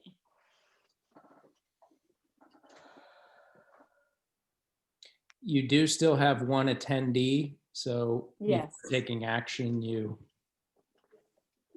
We need to ask for some Comment. comments. Yes. Okay. I think I've got it together. All right. So we are back from executive session. And I will accept a motion. This is how I'm doing this. So I'm going to accept a motion to appoint a new board member.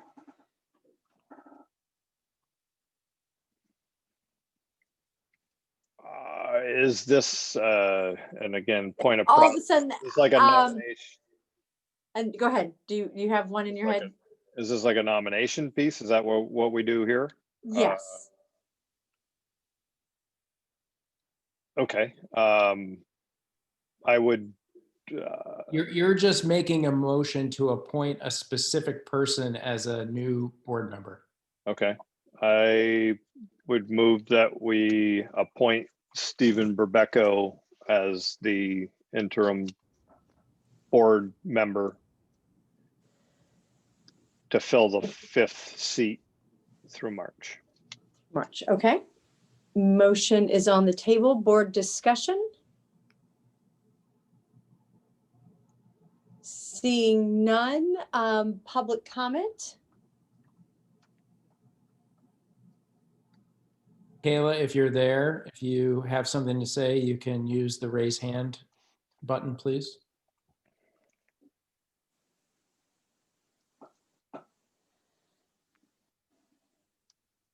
Okay. No hands. All right. So we will move to voting. All those in favor to appoint Stephen Berbecco for a position, seat on the board until March elections. I'll go around. Alex, Hi. Mike, Aye. Liz, I'm gonna abstain. and Tori, aye. Motion passes. Stephen Berbecco will fill the seat until March. Allison, we want to thank you so much for being a part of our crew as budget buddies and your dedication to all of us and staying so late. You're always staying with us through the end. So And hope you continue yes, through the please. budget. I will. Thank you, Allison. Thank you. Okay, on our next item in executive session regards to labor negotiation, no action will be taken this evening, and we will follow back up at a later date. I make the motion to adjourn this meeting. Mike, do you agree? Aye. Liz? Absolutely. Aye. Me, aye. Aye. Aye. And motion passes. We're adjourned. Thank you, Good. Sean, for everything Thank with all you. the Thank education. you. Good night. All right. Thanks. Good night, Night. everybody. Thank Bye. you.